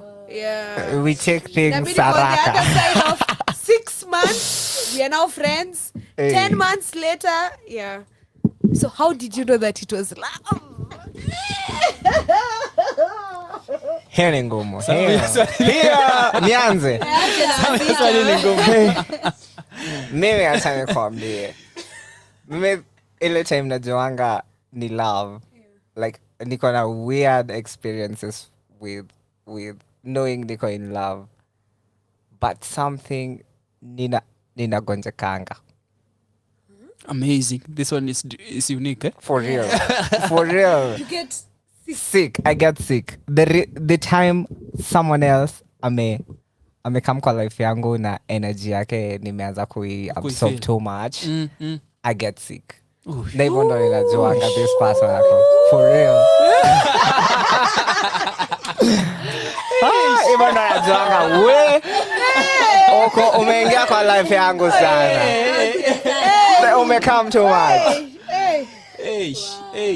That's amazing. Okay, for me, I think I become open. okay. Yeah, I get to share Nice. with you. Mimi naweza taka kujua majibu za kila mtu. Marianne, How do you know? How do you know? Akini. Electric shock. Usikiangi mazitima. Nilikuwa like Imeenda. kamenihepa. I don't know. I think if I feel like myself around the guy, if I can be my authentic self around the guy. Unajua vile unachekanga tu funny. Unajua kuna ile kicheko ya Ile nje, but kuna ile yenye unakuanga tu like you're just yourself. yeah. So I feel Umejiachilia. like so I can be my authentic self around the guy and he receives me as I am. Na tuna vibe. Unajua kuna zile conversations zenye unafeel lenyewe hapa kuna conversation ya maana. I think I'm also a very intellectual lady. I'm discovering this now. I didn't know I had it in me. Kumbe sometimes frustration yangu inakujanga juu I feel like I'm not being like capabilities zangu hazikui Used to the enough. max. So nakuwa frustrated and like what is wrong? Why did I live like at hiyo time the whole entire time si kuongea? Because I'm also introverted, but if I feel like there's that openness and there's that flow, because I'm more of a flow lady, I think I can just juggle between the two, between being intellectual and being a flowy person. Yeah. So I think if he's able to reciprocate that, then I think kuna venye tu mtu ana capture attention yangu. Yeah. Na wewe tuambie hata wewe. Daktari hajitibu bana. Tuambie. For me, I think it's very close to what Marianne has said. How I know it's love. I'm comfortable. I don't have to show up as anyone or anything. I'm just me. Whatever it is I'm feeling, I'm okay showing that feeling or that side of me to this person. Like, you know this fiery, passionate kind of love. Inakuanga so sweep you off your feet. Unaona, you have to be this person, you have to show up as this person. Kuna wezi ongelele insecurities zako. Ni kama ka show fulani. It's like a certain kind of show. Film fulani mnashoot.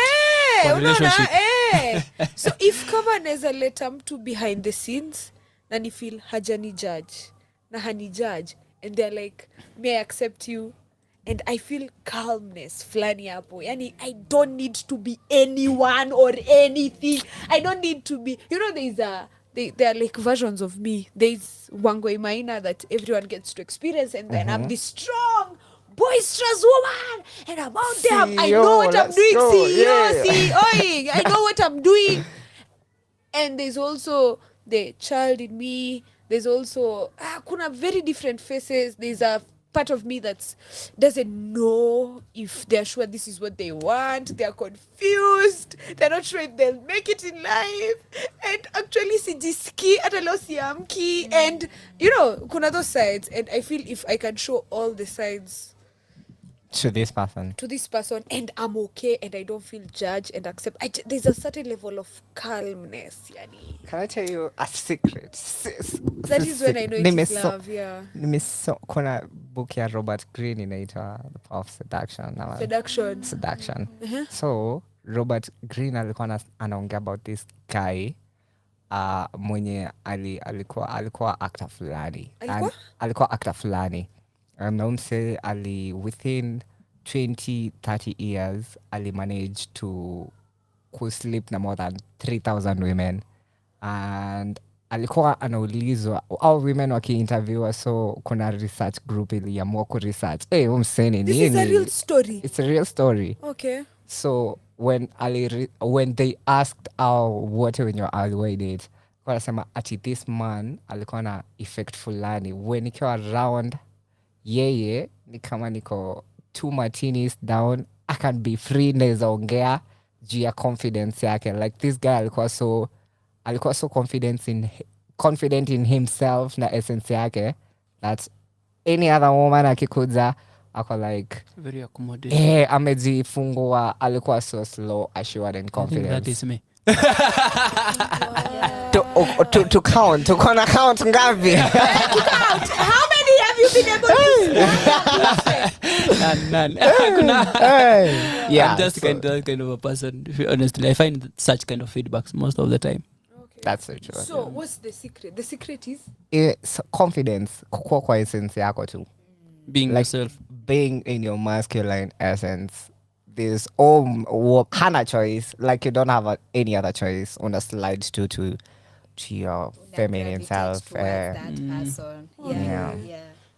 It's a very real thing. I think it's part of the seduction kind of chemistry. Yes. The kind of the reasoning behind seduction and what it entails. Like if you understand it and the potency behind it, inaweza kuintrigue sana. But I think there's something I wanted to say. Something. Imepotea. Ulikuwa na swali but Nilikuwa na swali but nilikuwa na kitu ingine ya kuongeza. But in the meantime, I can ask Vincent. I know it sounds redundant, but who is Vincent Mukoya? Hey, hiyo swali ana exposing watu nayo. So hapo ndo expose inaanza. Vincent is just a simple guy. I love simplicity. I say simplicity is the ultimate sophistication. True that. So that's Vincent. Simplicity just defines me. Wow. Yeah. In whatever thing that I do, either personal life, even the way I perceive myself. I perceive myself as a simple guy. Yeah. Who just, wants to have a simple kind of a living, kind of a, I'm not like looking forward to being a billionaire and all that kind of a thing, but I'm looking to have a satisfaction of life each and every day. That's what actually I define myself. That's how I see myself. Even if I get money. But then most of the time, people tell me I have money when I don't have money. And when I have money, you don't know whether I have money. We have to bring in the aspect of money. I'm saying. So I love simplicity because it defines me so well. Also Vincent. Who is Vincent? Vincent is a 28-year-old guy. Soaring to higher heights, I'm looking forward to doing my PhD and venturing into lecturing. I want to be a professor very soon. Awesome. Amen. Yeah. Who is Vincent? Vincent also is what? He's a hardworking guy. Very.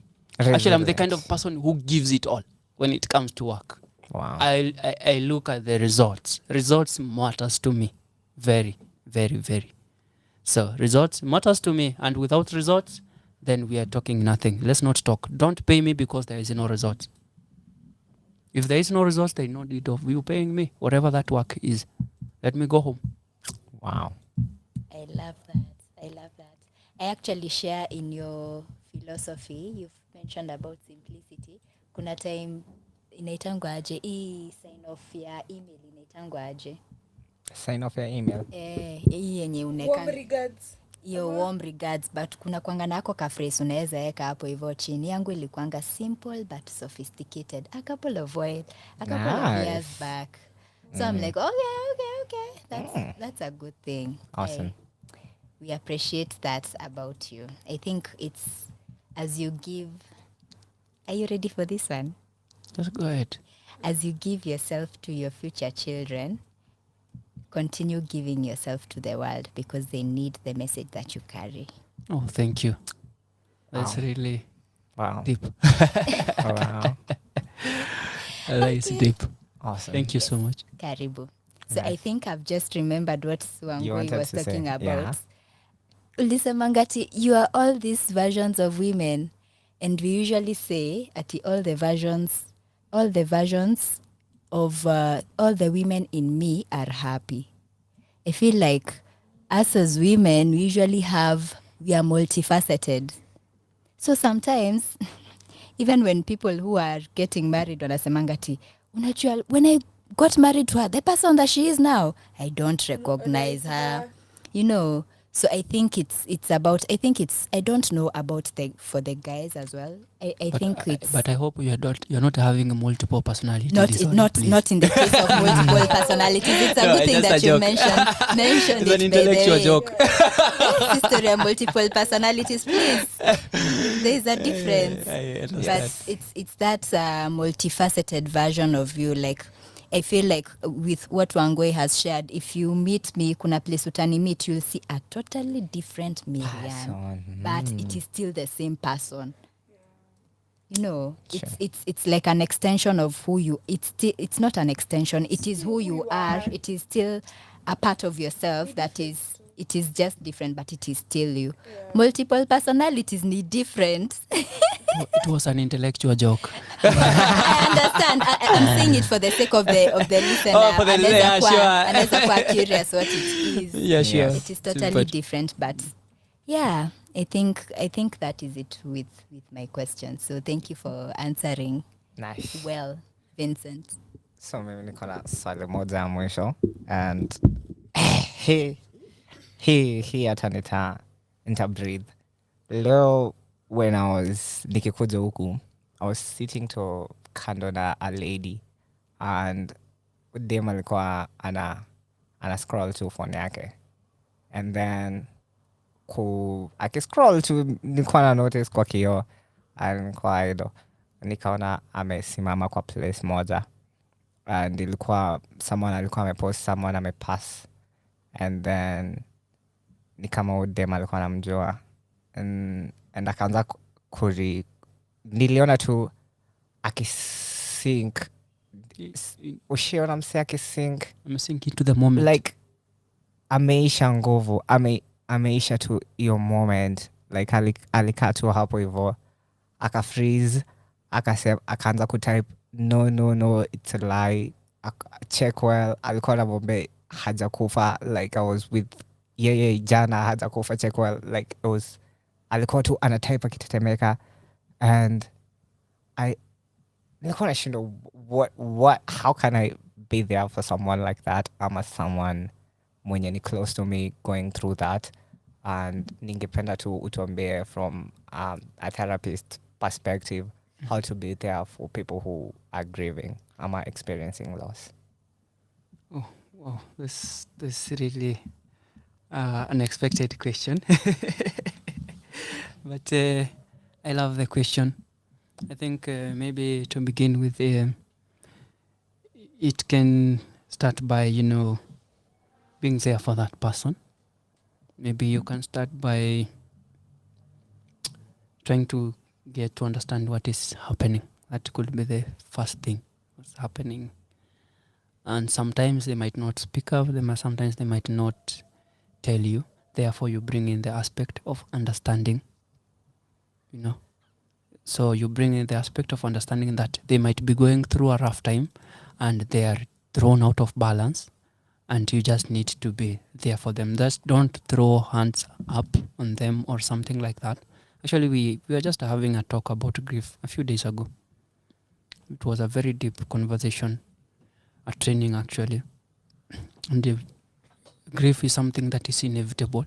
We don't run away from it. We all go through it. We are losing valuable people. We are losing valuable things. We are losing one thing or another in our lives. It is an inevitable phenomenon that we all go through. But now, as a person, because you are not really trained to deal with such kind of a person, so you be there for them, all right? You be there for them, and then after that, once they are calm, you maybe you can either look for a professional or refer them to a professional, or maybe ask them to see a professional, or you call for a professional for them or something like that. But meanwhile, also you can also show love and compassion towards those individuals at that particular moment when they are experiencing such kind of a phenomenon, you know. Yeah. And also you can encourage them to, you know, to be strong, though it's very hard. Just try to encourage them and also tell them Sure. to live. I once I once told someone walk was strong when they were experiencing loss, and then obviously jump by. Like, I don't know. Yeah, it does happen, but you know, how you phrase, it really matters. Yeah. You don't just jump in and telling them, I know you are strong, you have this. You can No, handle this. you can handle. Don't do that. You don't go telling them, oh, Marianne, oh, Vincent, oh, Sam, that you are. I know you are strong. You overcome it. No, there's a way you go about it. There's a way you pray around it. You might even use an alternative way of showing them, or even saying it, that you are a strong person, and I know you got this. So approach is very important. So it's not a matter of you just saying. Actually, there's something people usually use. Most of the time, people don't. We say okay. When things are said to us, we never take time to listen whatever that is said to, but we are in a rush to respond rather than understanding whatever you are telling me, Sam. So that's where the problem most of the time happens. So you are telling someone something, they are encountering a problem of understanding, they are in a rush of responding to whatever that you have said. That is the phenomenon of human beings. They're in a position of, they want to give a feedback, they want to give a response, but they don't take time to understand what is happening. Therefore, that's understanding. As much as we are saying it in a very light note, understanding is a very deep word. Very deep. Wow. Yeah. I think whatever you said, the book I'm currently finishing, 7 Habits of Highly Effective People.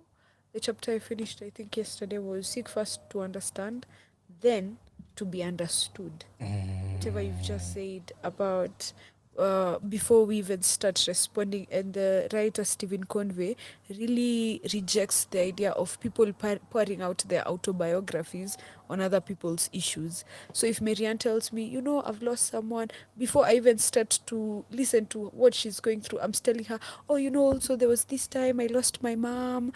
You're already starting to relate the case. You're starting to relate the case.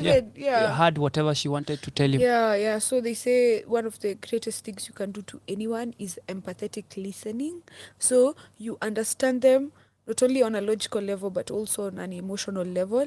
And then you even inquire from them if there's any support they feel they need from you, and how they'd want you to offer it to them. Sometimes they might be asking you to leave them.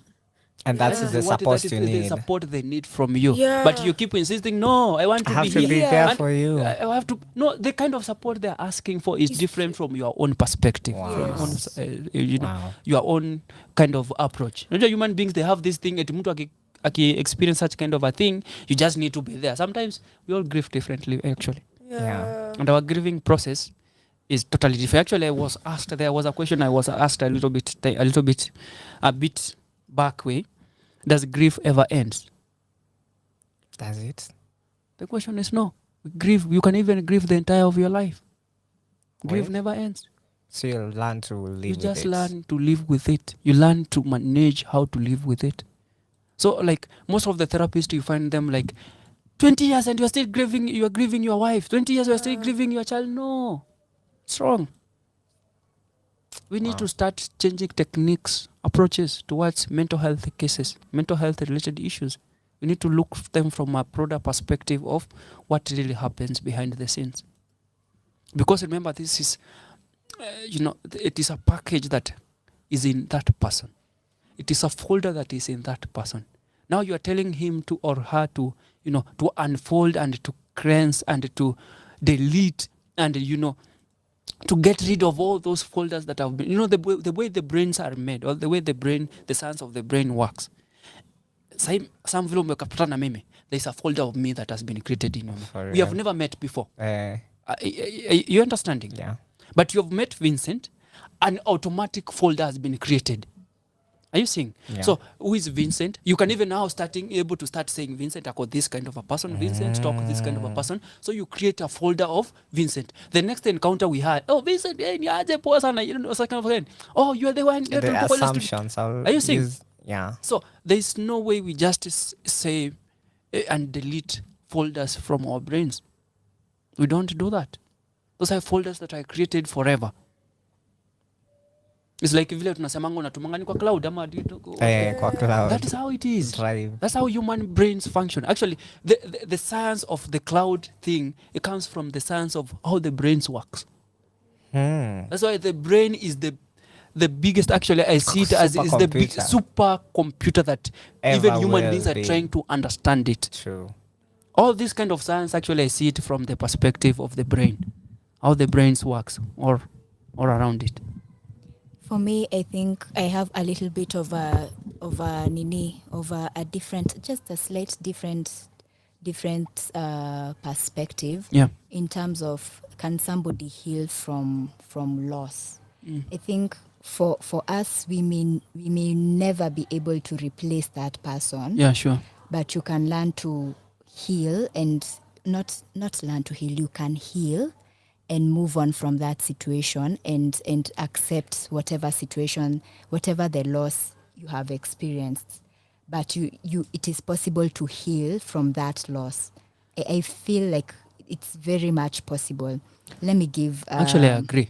Healing is possible. Healing is possible. It's possible for you to be able to, like, it may take you quite a long bit of time to, like, to cry and to, you may be stuck for such a long time.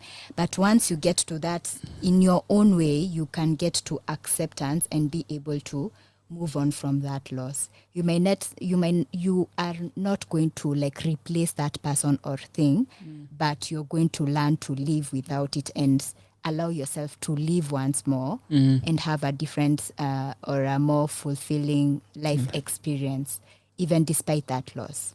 There are usually those stages of loss and grief by a lady, I think she's a psychologist. She's called Elizabeth Kubler-Ross.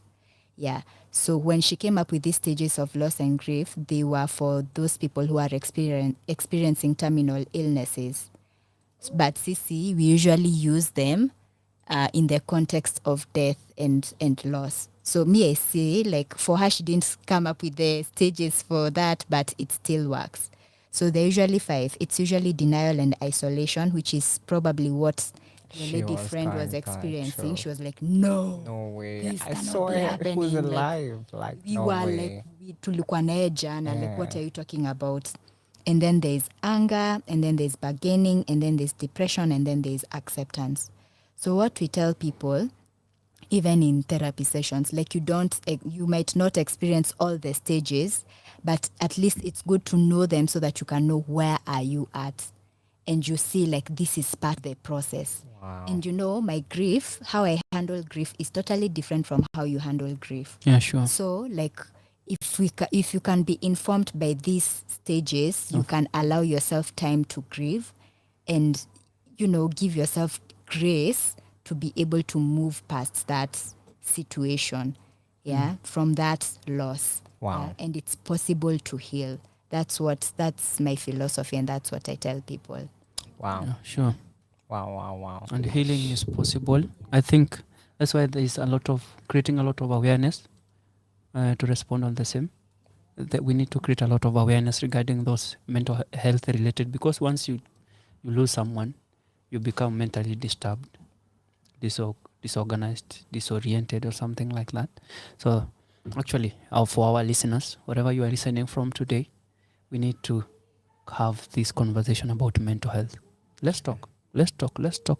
And as we have said, it's not just going and telling you what mental health is. Actually, people know what mental health is. They do. They know what substance use is.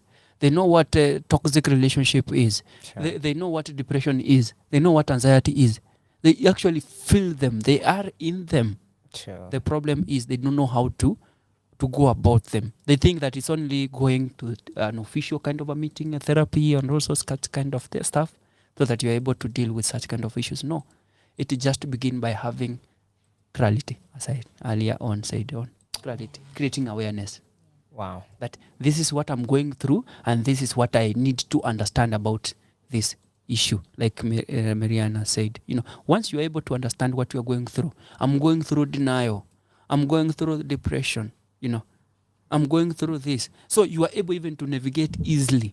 You're even able to cope. It doesn't matter like you are like, healing or something, you are able to cope accordingly, because grief, most people, it's not everyone who heal from grief. There is quite a number of people who are suffering because of grief. They have lost a sense of identity, a sense of who they are anymore. Actually, others go even to the stage of psychosis and neurosis. I don't know whether you have seen such cases.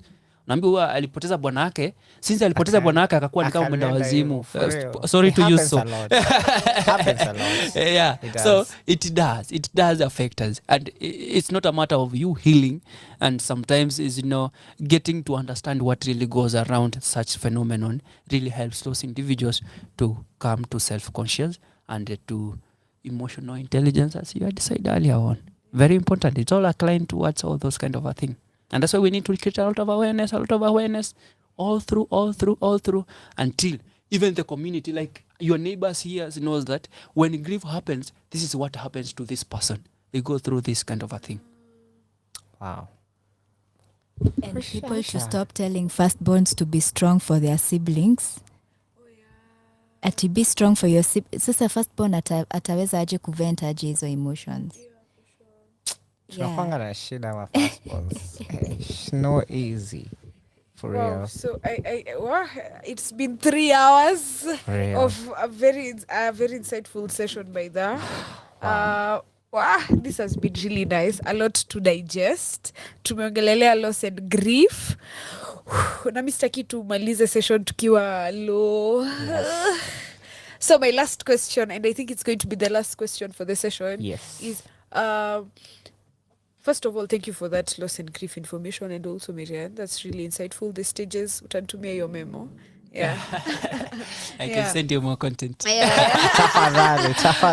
We need quite a lot. We need. So a whole trading on it, 3 days trading on loss and grief. Wow. We need that. We need more of that. Yeah, for sure. Yeah. I will share.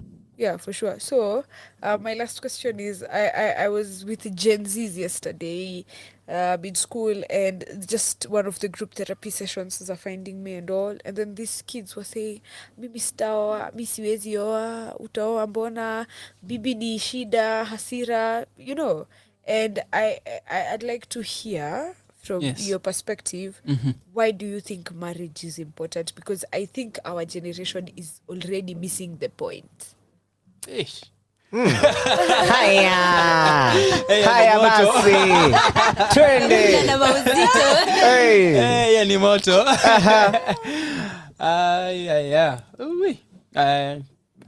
Marriage nowadays is defined differently. Actually, I listened to this lady, the SDA lady. How do you call her? This lady, she's really quite articulate on what she usually says. Anaongelea mambo ya relationship sana. I can't recall the name, but it's either Agola, is it something? The name will come along. She really speaks a lot about marriage. And the last session I had, or I was listening to from her, it was about actually marriage. She was saying about how people invest a lot in other things, but they really do invest in marriage.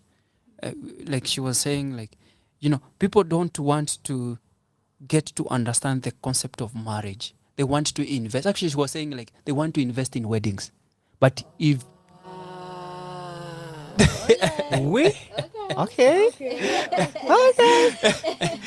they don't want to invest In on how marriages. in marriages, how does this marriage thing happen? How is it? What is this thing about marriage? Watu wanataka sherehe. Watu wataka tu sherehe, a big thing, real? Now online the ni premarital kweli. kind of counseling and marriage kind of enthusiasm that goes a long way with training. There's a lot of unaambiwa. Even during the premarital stage, you might even understand. You might get to understand that this was not meant for me. This person was not for me. Are you seeing? Because that is when you. Yeah, it's true. Undu unapata insight. Kumbe wangu ukwe wangu shwali. That may travel all this way because there is something that we missed along the way. We just aimed at something at the end results, but hatuku navigate properly along the way vitu. Unaget. So unapata marriage anaingia kwa wanakuwa na grand wedding today. After 1 week, they're starting to have issues. Are you seeing? Now here I think it is what is bringing the concept of the question you have asked. Now, if this person who is engaging themselves in a marriage, they are not able to have a concrete kind of a marriage, a startup or something like that. And then there are generations, there are kids, there are people who attended that kind of a wedding. What does that do to them? Actually, social learning is really quite a complex aspect. You either like it or don't like it. We just learn automatically by environment, by observation. By whatever that is happening within us. You see? So when these kids or wherever, you remember, for instance, these kids that are growing up, they attended that wedding or they are hearing breakups, especially with the social media and the technology that is there. People are like posting. I'm sorry to say so. These social media socialites are like, wamemoana leo, after 2 days, na ni serious marriage. Are you getting? Ni serious marriage. Walifanya internet isimame, wawane. Are you getting what I'm trying to say? So that is what really happening in our generation. So these kids, these children, these adolescents, these young people are seeing these things happening.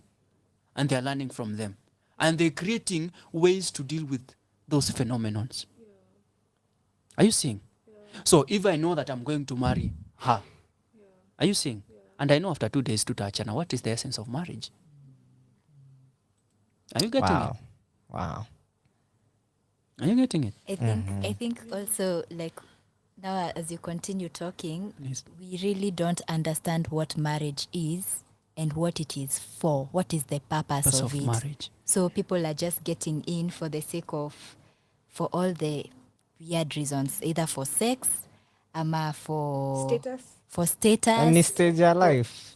Ama ni stage. Actually, Ama it's something that you Stage. have You have to go through. Makadhati You have to imefika do. bana. Yeah. Una bibi Sam, tafuta bibi. It's like a stage that. in life like you are supposed to go through. Actually, our Yeah. parents, our Pressure. parents, yeah. Hey, kwanza mimi wani tafadhali kama wanasikiza. Relax. Relax.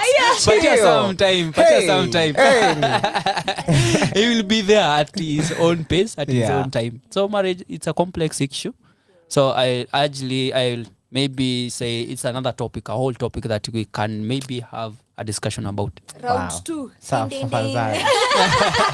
Round ya grieve na marriage. Hiyo we'll take that one.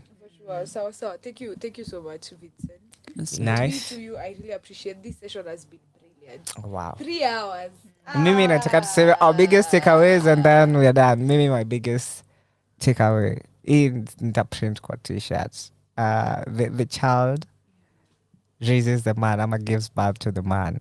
Yeah, that is how you say it. But I will send you how it is written properly. The child is the father of man. Child is the father of man. You rarely hear it. People using it. Yeah, here now ni heavy. That was heavy.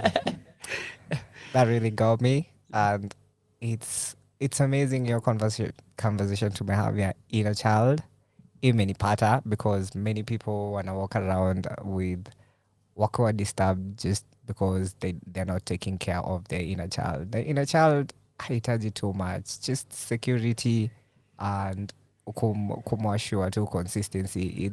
It's just that, and that has been really, really amazing.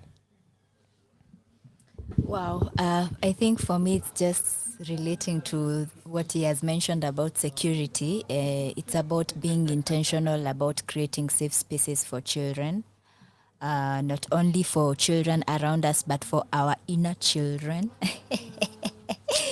So safety is key. Safety is key. Safety is key. And I think that is what society is lacking right now. Sure. A place to call home. Safe A safe space. space. A safe Safe space. space. Wow. Can you find a home within yourself? Mhm. Can you create and cultivate a home environment within yourself? Can you create a home? Because whatever you create within will automatically come without. Wow. Yeah, so I'm just thinking about safe spaces and what Wangui mentioned about the inner child growing up and how, like, it's various stages, it's various there's the child, the adolescent, the Young woman, and now there's the middle-aged woman who is not we are water killer stage. according to place and Yeah. as You in can speak for the sake of the audience. okay, so the child, we talk about the inner child, there's also the inner adolescent. That is what Wango was talking about. The inner young adult, there's the inner young woman or young man.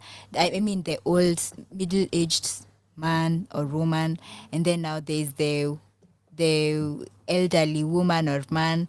So there are all those people within you, within us. So it's about time. I think I'm just thinking about that, and it's that one thing yenye nitaenda tu nikiti chini nifikirie how do you feel about that? Is it true that you've grown up, ama it's what Wangwe had mentioned, and I have a lot of things I'm taking home with me. So thank you.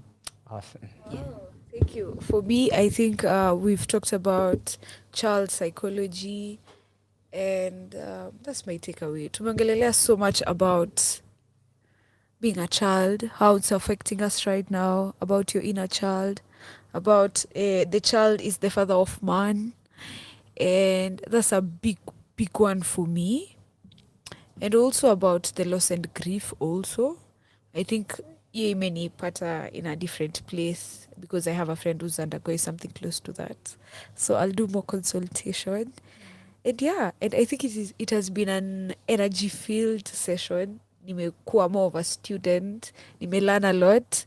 And thank you, Vincent, for your presence. Thank you, Sam, for your presence. Thank you, Marianne Kibuchi, for your presence. Wow. Yeah, I want to thank me For showing up, for being for open-minded. being open-minded. Yeah, but Yes. yeah, it has been I love Awesome, it. awesome. There's so much to digest.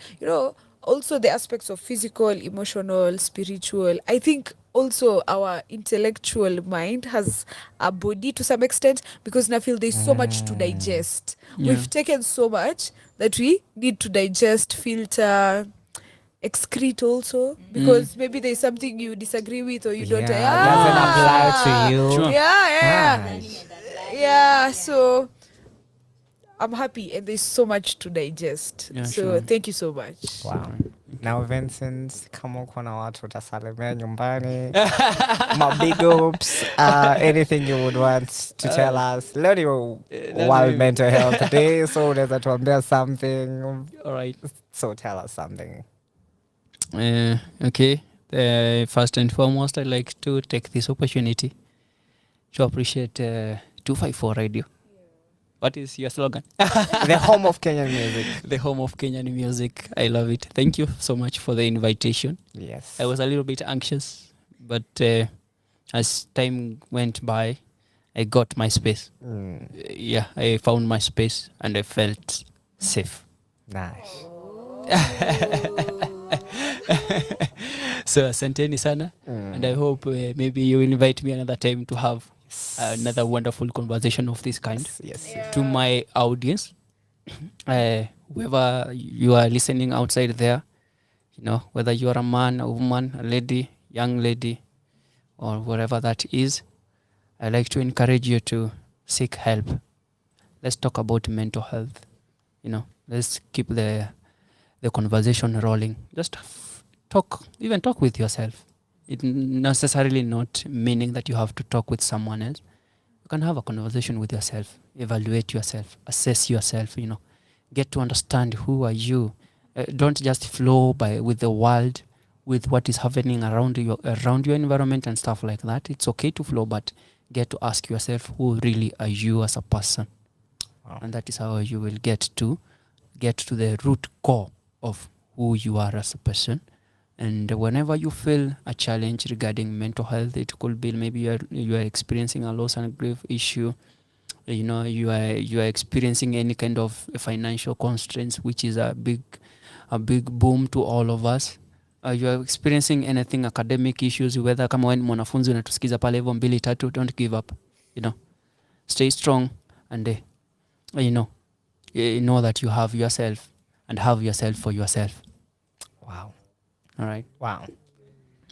So happy Mental Health Day to everyone. Ninaona watu wametuwish happy Mental Health Day here, and ninaona Takida akiuliza from Mombasa how we are mentally. Watu mpaka leo wana check in on watu mentally. That's way to go. Ninaona pia Mutugi wa Thayo, thank you for tuning in. Ninaona pia Lona all the way from Kinangob. Asante sana Jakel. Nikema nasema awesome conversation. Ninaona Marian Maina. Mariano wamekuja. This is a sign. Thank you, Mariano. This is a sign. Mariano wamekuja kwa life yako sana.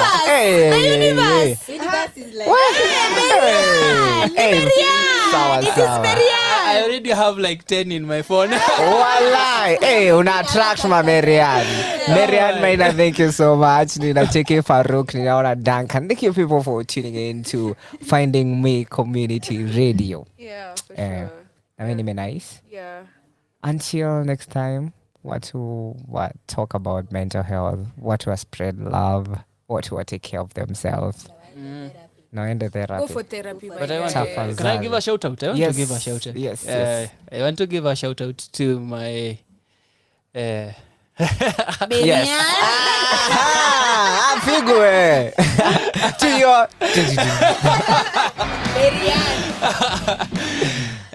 okay, to Florian. She's in Dubai. Nice. I just want to tell her you're an amazing person.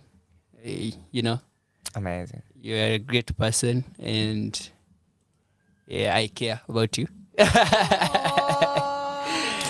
Yeah, I also like to give a shout out to my sister. She's called Diana. Nice. Whatever she is, Flowers. I love you so much. I love you so much. I also want to give a shout out to my mom and my bro. My bro is like my pillar. It's my youngest bro. And it was Steve. I'm at Namwita Moffat. Big shout out to him. Big shout out to you.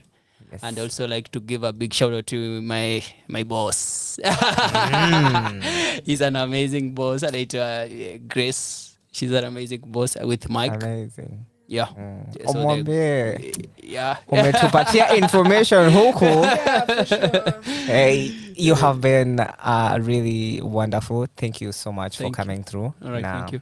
I think mind kama zako seemingly you don't come around them often, and the chance to make it, we really don't take it for granted. Thank you so much. Thank you so much. Yeah. So I want to play a song, Niko Sawa. Kama uko sawa, niko sawa. Hata mimi niko sawa. Wacha kaa sawa. Tafadhali. Niko sawa. Bye bye. Bye bye. See you next week. All right.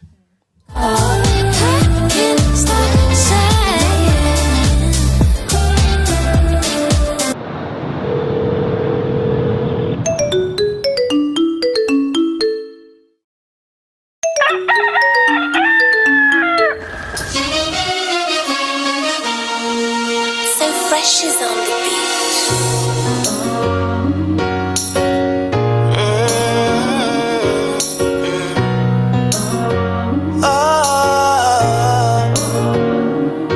What a way.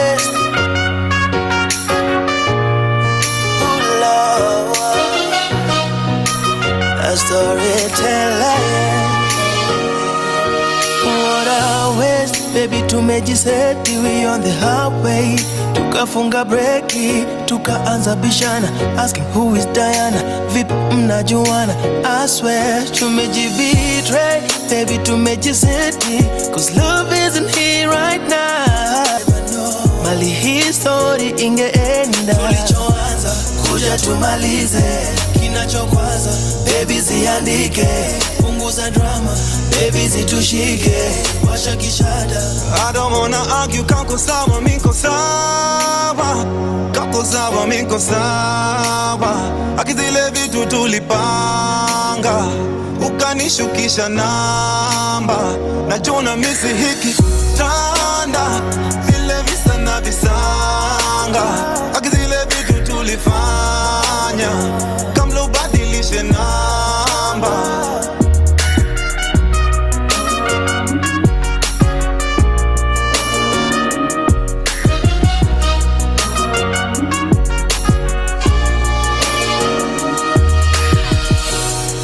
Bado wamsemanga mimi psycho, bado mupiganga simu yako.